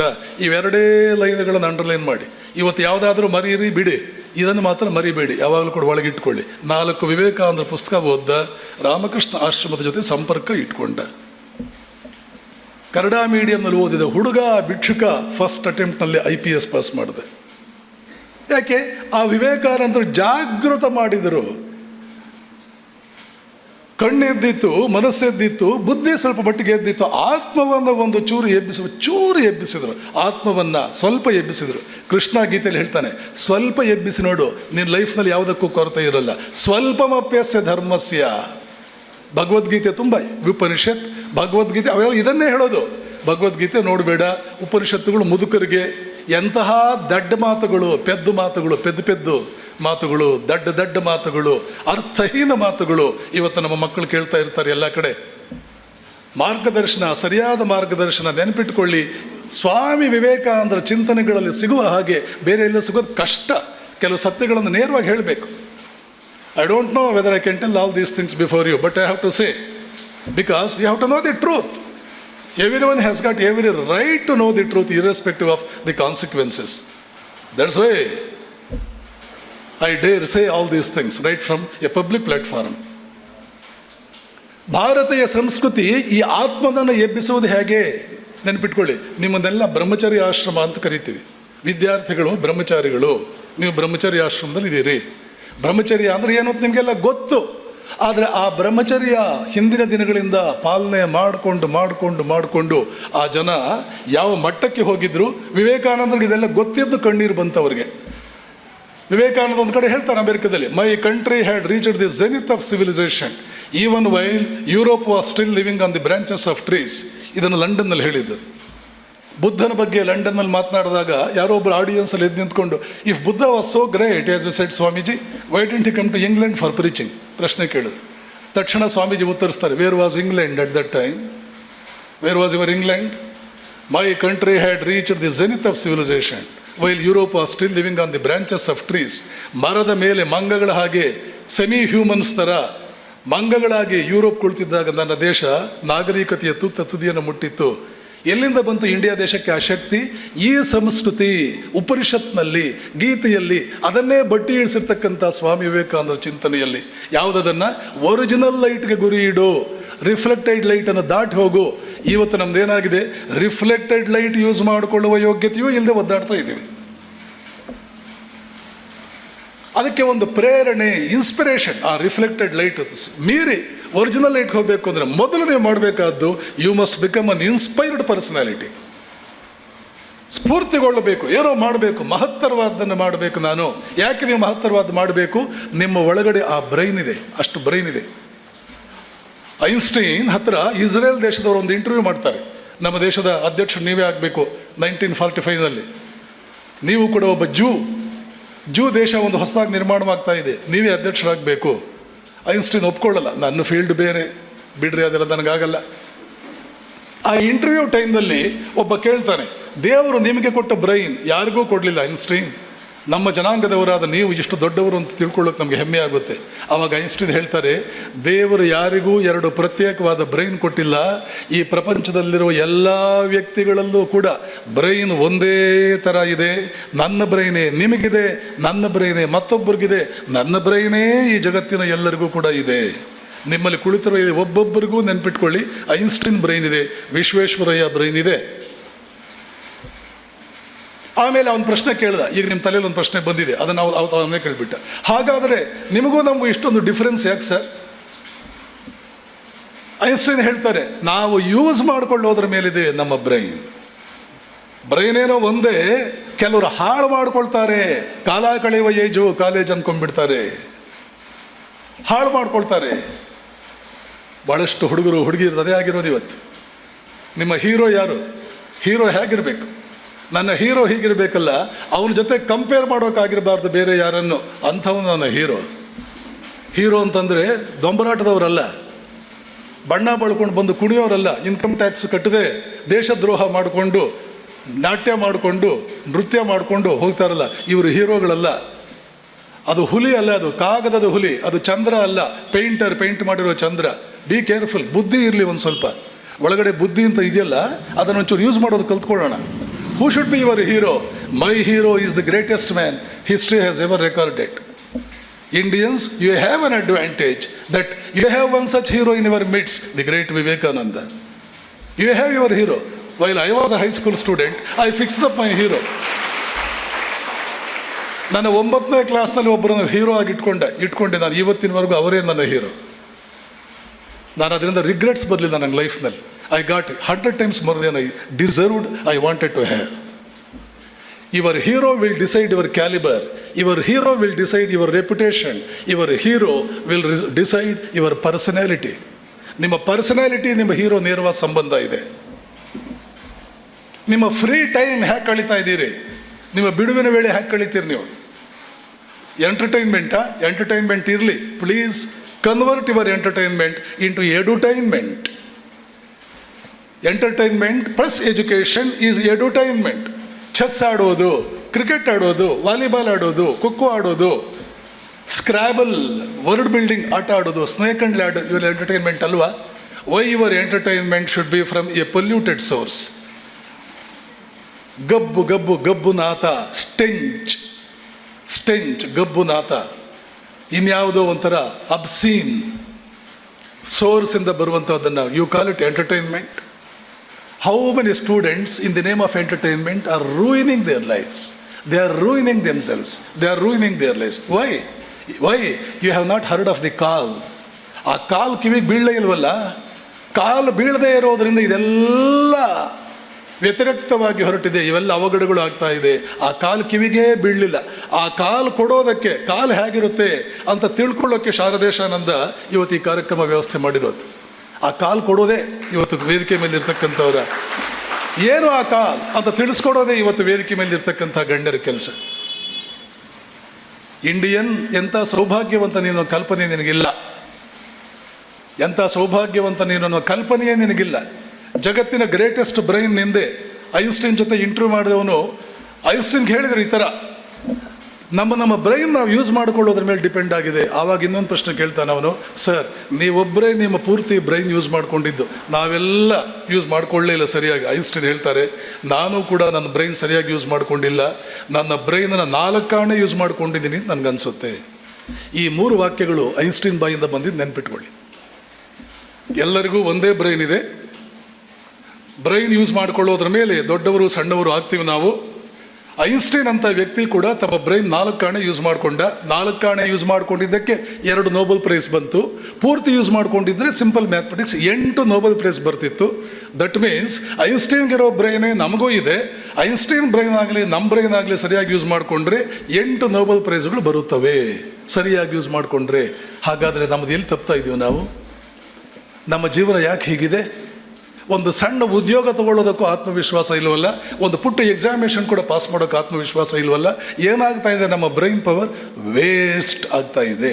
ಬಾರದ ಜಾಗದಲ್ಲಿ ಇರುವುದು, ಹೋಗಬಾರದ ಜಾಗಕ್ಕೆ ಹೋಗುವುದು, ಮಾಡಬಾರದನ್ನು ಮಾಡುವುದು, ಇವೆಲ್ಲ ನಾವು ಮಾಡ್ತಾ ಕೂತ್ರೆ ನಾವು ವೇಸ್ಟ್ ಆಗಿಬಿಡ್ತೀವಿ.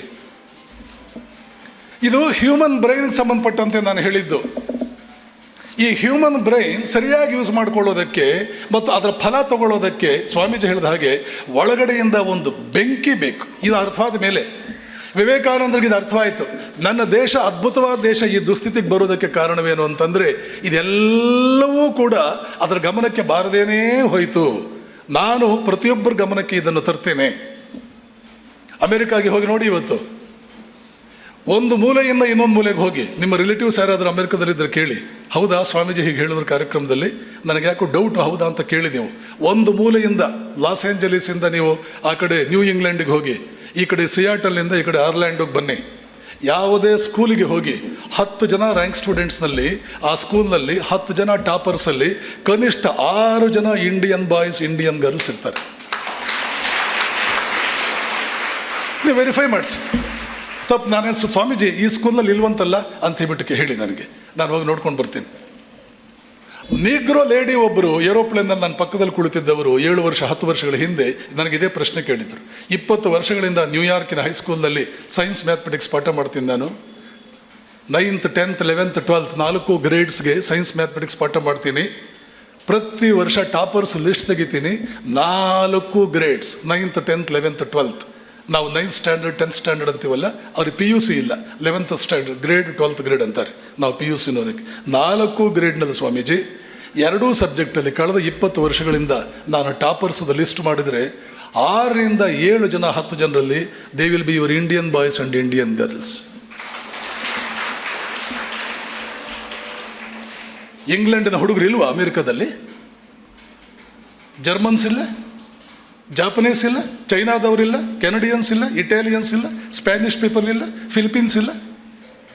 ನಿಮ್ಮ ಹಿಸ್ಟ್ರಿ ಪುಸ್ತಕದಲ್ಲಿ ಹೇಳ್ತಾರೆ ಇಂಗ್ಲೆಂಡಿನವರು ದೇವತೆಗಳು, ಅವರು ನಿಮಗೆ ಬದುಕೋದನ್ನು ಹೇಳ್ಕೊಡೋದಕ್ಕೆ ಬಂದಿದ್ದಾರೆ, ಕಲ್ತ್ಕೊಳ್ಳಿ. ಫ್ರಾನ್ಸ್ ದೇಶದವರು ದೇವತೆಗಳು ಬದುಕೋದನ್ನು ಕಲಿಸ್ಕೊಡೋದಕ್ಕೆ ಬಂದಿದ್ದಾರೆ, ಕಲ್ತ್ಕೊಳ್ಳಿ ಅಂತ ಹಿಸ್ಟ್ರಿ ಬರೆಯುವಂತಹ ಬೆಪ್ಪ ಸರಿಯಾಗಿ ಹಿಸ್ಟ್ರಿ ಗೊತ್ತಿಲ್ಲದೆ ಇರೋನು ಹೇಳ್ತಾರೆ ನಿಮಗೆ ಲೆಕ್ಚರರ್ಸ್ ಪಾಠ ಮಾಡ್ತಾರೆ, ಅವರಿಂದ ನಾವು ಉದ್ಧಾರ ಆದ್ವಿ ಅಂತ. ಅದೇ ಇಂಗ್ಲೆಂಡಿನ ಜನ ಅಮೆರಿಕದಲ್ಲಿ ಭಾರತೀಯ ವಿದ್ಯಾರ್ಥಿಗಳ ಕೈನಲ್ಲಿ ಒಂದು ಮೂಲೆಗೆ ತಳ್ಳಲ್ಪಟ್ಟಿದ್ದಾರಲ್ಲ. ಹಾಗಾದ್ರೆ ಸತ್ಯ ಏನು? ನಿಜಕ್ಕೂ ಏನಿದೆ ಸತ್ಯ ಅನ್ನೋದು? ಭಾರತೀಯನೇ ಇಂಗ್ಲೆಂಡಿನ ಮೂಲೆಗೆ ತಳ್ಳಬಹುದಾದವನು ನೀನು. ಜರ್ಮನಿ, ಇಟಲಿ, ಫ್ರಾನ್ಸ್ ದೇಶಗಳನ್ನು ಒಂದು ಮೂಲೆಗೆ ತಳ್ಳುವ ಸಾಮರ್ಥ್ಯ ನಿನಗಿದೆ. ಅಮೆರಿಕ ದೇಶದಲ್ಲಿ ಸಾಬೀತು ಮಾಡ್ತಾ ಇದ್ದಾರೆ ನಮ್ಮ ಮದರ್ ಟಂಗ್ ಇಂಗ್ಲೀಷ್ ಅಲ್ಲ. ಕಳೆದ 25 ವರ್ಷಗಳಿಂದ ಇಂಗ್ಲೀಷ್ ಸ್ಪೆಲ್ಲಿಂಗ್ಸಲ್ಲಿ ಅಮೆರಿಕದಲ್ಲಿ ಗೋಲ್ಡ್ ಮೆಡಲ್ ತಗೊಳ್ತಾ ಇರೋದು ಇಂಡಿಯನ್ ಬಾಯ್ಸ್. ನಮ್ಮ ಮದರ್ ಟಂಗ್ ಇಂಗ್ಲೀಷ್ ಅಲ್ಲ. ಇಂಗ್ಲೆಂಡಿನ ಜನ ಇದ್ದಾರೆ, ಅವ್ರ mother tongue English. Americans English, Canadians English, South Africans English, Philippines English, ಅವ್ರದೆಲ್ಲ ಮದರ್ ಟಂಗ್ ಇಂಗ್ಲೀಷ್, ಆದರೆ ಸ್ಪೆಲ್ಲಿಂಗ್ ಬರಲ್ಲ. ನಮ್ಮ ದೇಶದ ಯಾವುದೇ ವ್ಯಕ್ತಿ ಇಂಗ್ಲೀಷ್ ಮದರ್ ಟಂಗ್ ಅಲ್ಲ. 25 ವರ್ಷಗಳಿಂದ 1 ವರ್ಷವೂ ಬಿಟ್ಟುಕೊಡದೆ ಗೋಲ್ಡ್ ಮೆಡಲ್ ತಗೊಳ್ತಾ ಇರೋರು Indians. Therefore, the conclusion is, oh Indian boy, Indian girl, you have the most brilliant brain in the whole world. ನಿನ್ನ ಬ್ರೈನ್ಗೆ ಸಮಾನವಾದ್ದು ಇಂಗ್ಲೆಂಡ್ ಹುಡುಗನ ಬ್ರೈನ್ ಅಲ್ಲ, ಕೆನಡಾ, ಅಮೆರಿಕ, ಜರ್ಮನ್, ಇಟಲಿ ಯಾವ ಹುಡುಗನ ಬ್ರೈನ್, ಭಾರತೀಯ ಹುಡುಗನೇ, ಭಾರತೀಯ ಹುಡುಗಿಯೇ, ನಿನ್ನ ಬ್ರೈನ್ಗೆ ಸಮಾನವಾದ್ದಲ್ಲ ಅವರ ಬ್ರೈನ್. ನೆನ್ಪಿಟ್ಕೋ. ಹಿಸ್ಟ್ರಿ ಪುಸ್ತಕದಲ್ಲಿ 1000 ಸುಳ್ಳುಗಳು ಬರೀಲಿ. ಹಿಸ್ಟ್ರಿ ಅಂತಂದ್ರೇ ಸುಳ್ಳು, ಸುಳ್ಳು ಅಂದರೆ ಹಿಸ್ಟ್ರಿ, ಇವೆರಡು ಸಿನಾನಿಮ್ಸ್. ಇಂಗ್ಲೀಷ್ ಡಿಕ್ಷನರಿ ಯಾರಾದರೂ ಹೊಸದಾಗಿ ಬರೆಯೋದಾಗಿದ್ದರೆ ಸಿನಾನಿಮ್ಸ್ ಆ್ಯಂಡ್ ಆ್ಯಂಟನಿಮ್ಸ್, ಇಂಗ್ಲೀಷ್ ಟೀಚರ್ ಇದ್ದರೆ ಸುಳ್ಳು ಅನ್ನೋದಕ್ಕೆ please have Indian history as the synonym. Truth, ಅದಕ್ಕೆ ಟ್ರೂತ್ಗೆ ಆ್ಯಂಟನಿಮ್ ಒಂದು ಮಾಡಬೇಕು ಅಂತಂದರೆ ಇಂಡಿಯನ್ ಹಿಸ್ಟ್ರಿ ಅಂತ ಮಾಡ್ಕೊಳ್ಳಿ. So much is polluted as far as the factual errors are concerned in Indian history. So much polluted is Indian history, a mass of factual errors. That's a different issue. I don't touch upon much. ತಾತ್ಪರ್ಯ ಏನು? ನಿಮ್ಮ ದೇಶಕ್ಕೆ ಒಂದು ಸಂಸ್ಕೃತಿ ಇದೆ, ನಿಮ್ಮ ರಕ್ತಕ್ಕೆ ಬೇರೆ ಯಾವ ರಕ್ತಕ್ಕೂ ಇಲ್ಲದೆ ಇರತಕ್ಕಂಥ ಒಂದು ಶಕ್ತಿ ಇದೆ.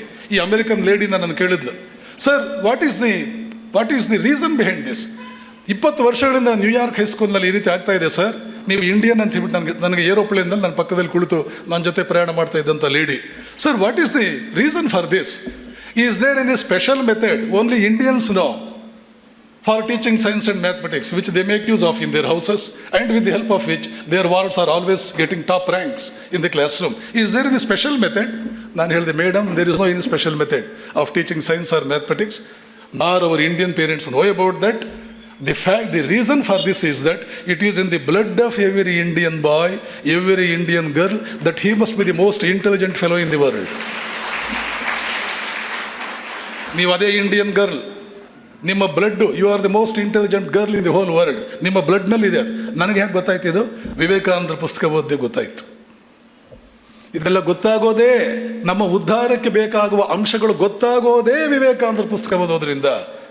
Take it from me, public platform ಇಂದ ಹೇಳ್ತಾ ಇದ್ದೇನೆ. ನಿಮ್ಮ ಉದ್ಧಾರಕ್ಕೆ ಬೇಕಾದ ಅಂಶಗಳು ನಿಮಗೆ ತಿಳಿಯೋದೇ ವಿವೇಕಾನಂದರ ಪುಸ್ತಕ ಓದೋದ್ರಿಂದ. ಇದು ನನಗೆ ಹೇಗೆ ಗೊತ್ತಾಯಿತು? ಯೋಕೋಹಾಮಾದಿಂದ ವಾಂಕೂವರ್ಗೆ ಸ್ವಾಮಿ ವಿವೇಕಾನಂದರು ಮತ್ತು ಜಮ್ಶೆಡ್ಜಿ ಟಾಟಾ ಒಟ್ಟಿಗೆ ಪ್ರಯಾಣ ಮಾಡ್ತಾರೆ. ಆವಾಗ ಟಾಟಾ ಜೊತೆ ಮಾತಾಡ್ತಾ ವಿವೇಕಾನಂದರು ಹೇಳ್ತಾರೆ, ಟಾಟಾ, ನಿಮ್ಮಂಥ ಶ್ರೀಮಂತರು ಇಂಡಿಯಾದಲ್ಲಿ ಸೈನ್ಸ್ ಆ್ಯಂಡ್ ಟೆಕ್ನಾಲಜಿ ಬೆಳೆಯೋದಕ್ಕೆ ರಿಸರ್ಚ್ ಇನ್ಸ್ಟಿಟ್ಯೂಟ್ಸ್ ಶುರು ಮಾಡಬೇಕು. ಸೈನ್ಸ್ ಟೆಕ್ನಾಲಜಿ ಬೆಳೆದಿಲ್ಲ ಅಂದರೆ ಊಟಕ್ಕಿಲ್ಲದೆ ಸಾಯಬೇಕಾಗುತ್ತೆ ಮುಂದಿನ ದಿನಗಳಲ್ಲಿ. ದೇಶ ಈಗಾಗಲೇ ಸಾಯ್ತಾ ಇದೆ. ನಿಮ್ಮಂಥ ಶ್ರೀಮಂತರ ಆ ನಿಟ್ಟಿನಲ್ಲಿ ಕೆಲಸ ಮಾಡಬೇಕು. ಒಂದು ಸಲ ಸೈನ್ಸ್ ರಿಸರ್ಚ್ ಇನ್ಸ್ಟಿಟ್ಯೂಟ್ ಮಾಡಿ, ಜಗತ್ತಿನಲ್ಲಿ ಎಲ್ಲೂ ಇಲ್ಲ ಅಂಥ ವಿಜ್ಞಾನಿಗಳು ಹುಡ್ತಾರೆ ನಮ್ಮ ದೇಶದಲ್ಲಿ. ಮೊನ್ನೆ ತಾನೇ ಅಮೆರಿಕ ಮಾರ್ಸ್ಗೆ ಒಂದು ಸ್ಯಾಟಲೈಟನ್ನು ಕಳಿಸಿದೆ. ಅದರ ಹಿಂದೆ ಕೆಲಸ ಮಾಡಿದವಳು ಭಾರತೀಯ ಯುವತಿ, ಬೆಂಗಳೂರಿನ ಸ್ವಾತಿ, ಅಯ್ಯಂಗಾರರ ಹುಡುಗಿ. ಬೈಡೆನ್ ಫೋನ್ ಮಾಡಿದ್ರು ಸ್ವಾತಿಗೆ, ನನ್ನ ಹತ್ರ ಇದೆ ಆ phone conversation. Oh Swati, Indians are slowly taking all important positions in my country. My Vice President Kamala is there with me, and now you are the masterpiece. You are instrumental in sending the satellite to Mars. I am so happy. We are proud of Indians. Biden phone ಮಾಡಿ ಹೇಳೋದಿದೆ.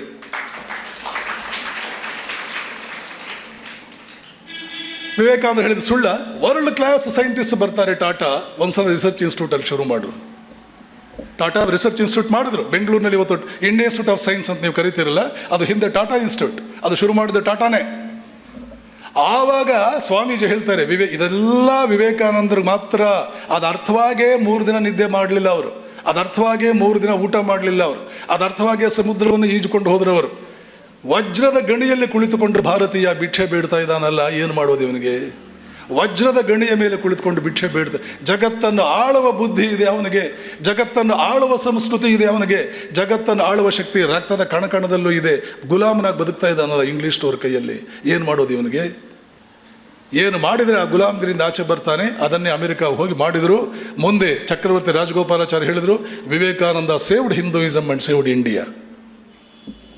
ಸುಮ್ಮನೆ ಹೇಳ್ತಾರೆ ರಾಜಗೋಪಾಲಾಚಾರ್ಯ, ದಡ್ರ ಅವರು.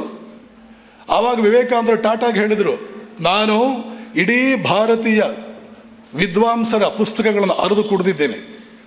Indian philosophers ಅವರ ಪುಸ್ತಕಗಳನ್ನೆಲ್ಲ ಅರಿದು ಕುಡಿದಿದ್ದೇನೆ. ಪಾಶ್ಚಿಮಾತ್ಯರ ಪುಸ್ತಕಗಳನ್ನು ಕೂಡ ಅರಿದು ಕುಡಿದಿದ್ದೇನೆ.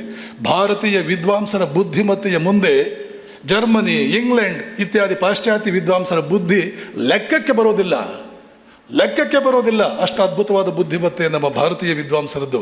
ನಮ್ಮ ರಕ್ತದಲ್ಲೇ ಇದೆ ಅಂಥ ಬುದ್ಧಿಮತ್ತೆ. ವಿವೇಕಾನಂದರು ಇದನ್ನು ಹೇಳಬೇಕಾದ್ರೆ ಫೆನಾಟಿಕ್ ಆಗಿರಲಿಲ್ಲ, ಮತಾಂಧನ ಆಗಿರಲಿಲ್ಲ. ಇದೇ ಮಾತನ್ನು, ಇದೇ ಸ್ವಾಮಿ ವಿವೇಕಾನಂದ ಹೇಳಿದ ಮಾತನ್ನು 50 ವರ್ಷಗಳ ನಂತರ ಹಾರ್ವರ್ಡ್ ಯೂನಿವರ್ಸಿಟಿಯ ನೋಬೆಲ್ ಪ್ರಶಸ್ತಿ ವಿಜೇತ TS ಇಲಿಯಟ್ ತನ್ನ ಒಂದು ಸ್ಪೀಚ್ನಲ್ಲಿ ಹೇಳಿದ. ವಿವೇಕಾನಂದರು ಸುಮ್ಮನೆ ಒಂದು ವಾಕ್ಯವನ್ನು ಮಾತಾಡಲ್ಲ ಹಾಗೆಲ್ಲ ಅವರು.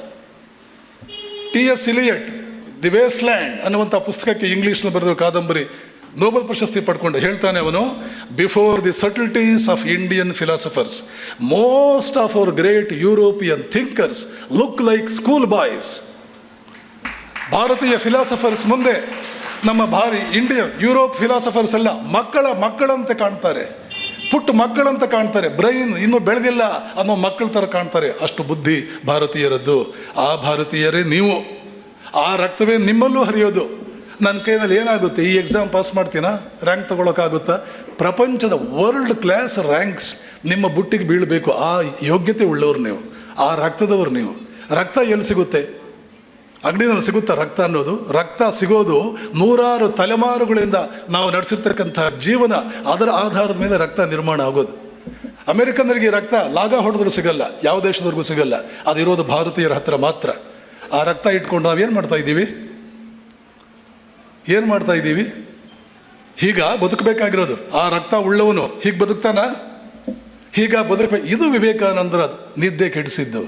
ಇದು ವಿವೇಕಾನಂದರ ನಿದ್ದೆ ಕೆಡಿಸಿದ್ದು. ಅದು ಕಾಲ್. ಆ ಕಾಲ್ ನಮಗೂ ಇದೆ, ನಿಮಗೂ ಇದೆ.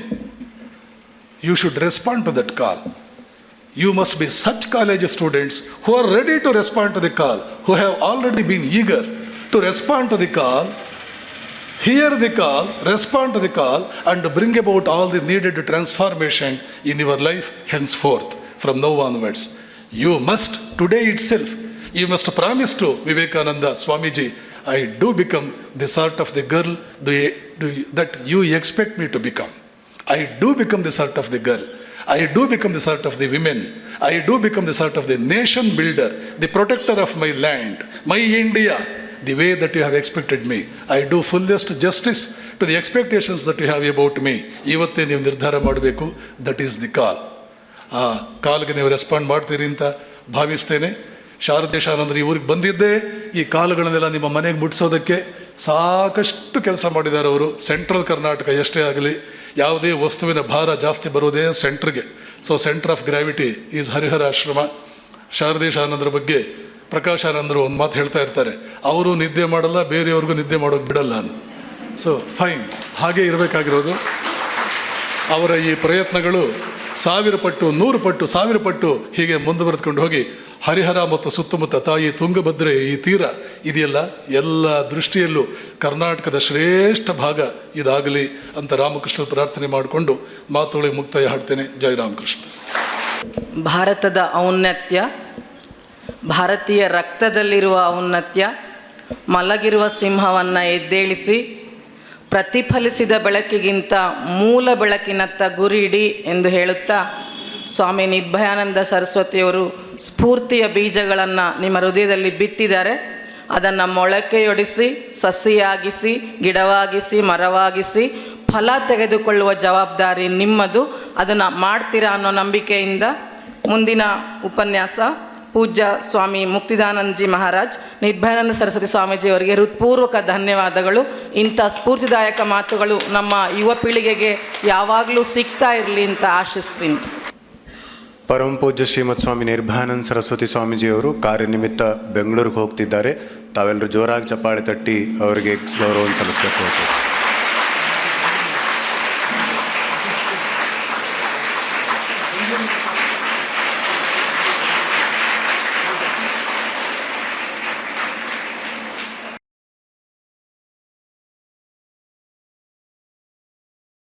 ನಕ್ಷತ್ರ ಟಿವಿ ಲೋಕಲ್ ನ್ಯೂಸ್, ಇದು ನಿಮ್ಮದೇ ಧ್ವನಿ. ಮನೋಹರ ಸುಂದರಾಭರಣ ಮನಸೆಳೆಯುವ ನವರತ್ನ ಜ್ಯುವೆಲರ್ಸ್, ತೇಲ್ಕರ್ ಬೆಳ್ಳಿ ಬಂಗಾರದ ಅಂಗಡಿ, ಸಾಂಪ್ರದಾಯಿಕ ವಿನ್ಯಾಸದ BIS ಹಾಲ್ಮಾರ್ಕ್ ಆಭರಣಗಳು, ಮುಖ್ಯ ರಸ್ತೆ, ಹರಿಹರ. ಕಳೆದ 40 ವರ್ಷಗಳಿಂದ ಹರಿಹರದಲ್ಲಿ ಜನಪ್ರಿಯತೆಯನ್ನು ಹೊಂದಿ ಉತ್ತಮ ಸೇವೆ ನೀಡುತ್ತಿರುವ ಬೊಂಗಾಳೆ ಸ್ಟೀಲ್ ಟ್ರೇಡರ್ಸ್, ಈಗ ನಾವು ಹರಿಹರದ ಪ್ರಮುಖ ಇಂಡಸ್ಟ್ರಿಯಲ್ ಸಪ್ಲೈಯರ್ ಆಗಿದ್ದೇವೆ. ಇಂದೇ ಭೇಟಿ ಕೊಡಿ. ನಿಮ್ಮ ನಿರಂತರ ವಿಶ್ವಾಸವೇ ನಮ್ಮ ಗುರಿ. Bongale steel traders, head post office ಹತ್ತಿರ, ಬೊಂಗಾಳೆ ಬಿಲ್ಡಿಂಗ್, ಹರಿಹರ.